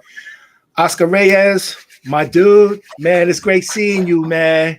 It's great seeing you. Okay, all right. Well, thank you so much. Sandy Paradise, always good to see you. Rico, always good to see you. Thank you guys, okay? Love you guys, okay? Stay well, stay safe, and all the best as things start to open up, that, we share our light in a loving way as we do, okay? Love you guys. All the best. Take care. All right. Take care. Okay. All right. Thank you, family. We out.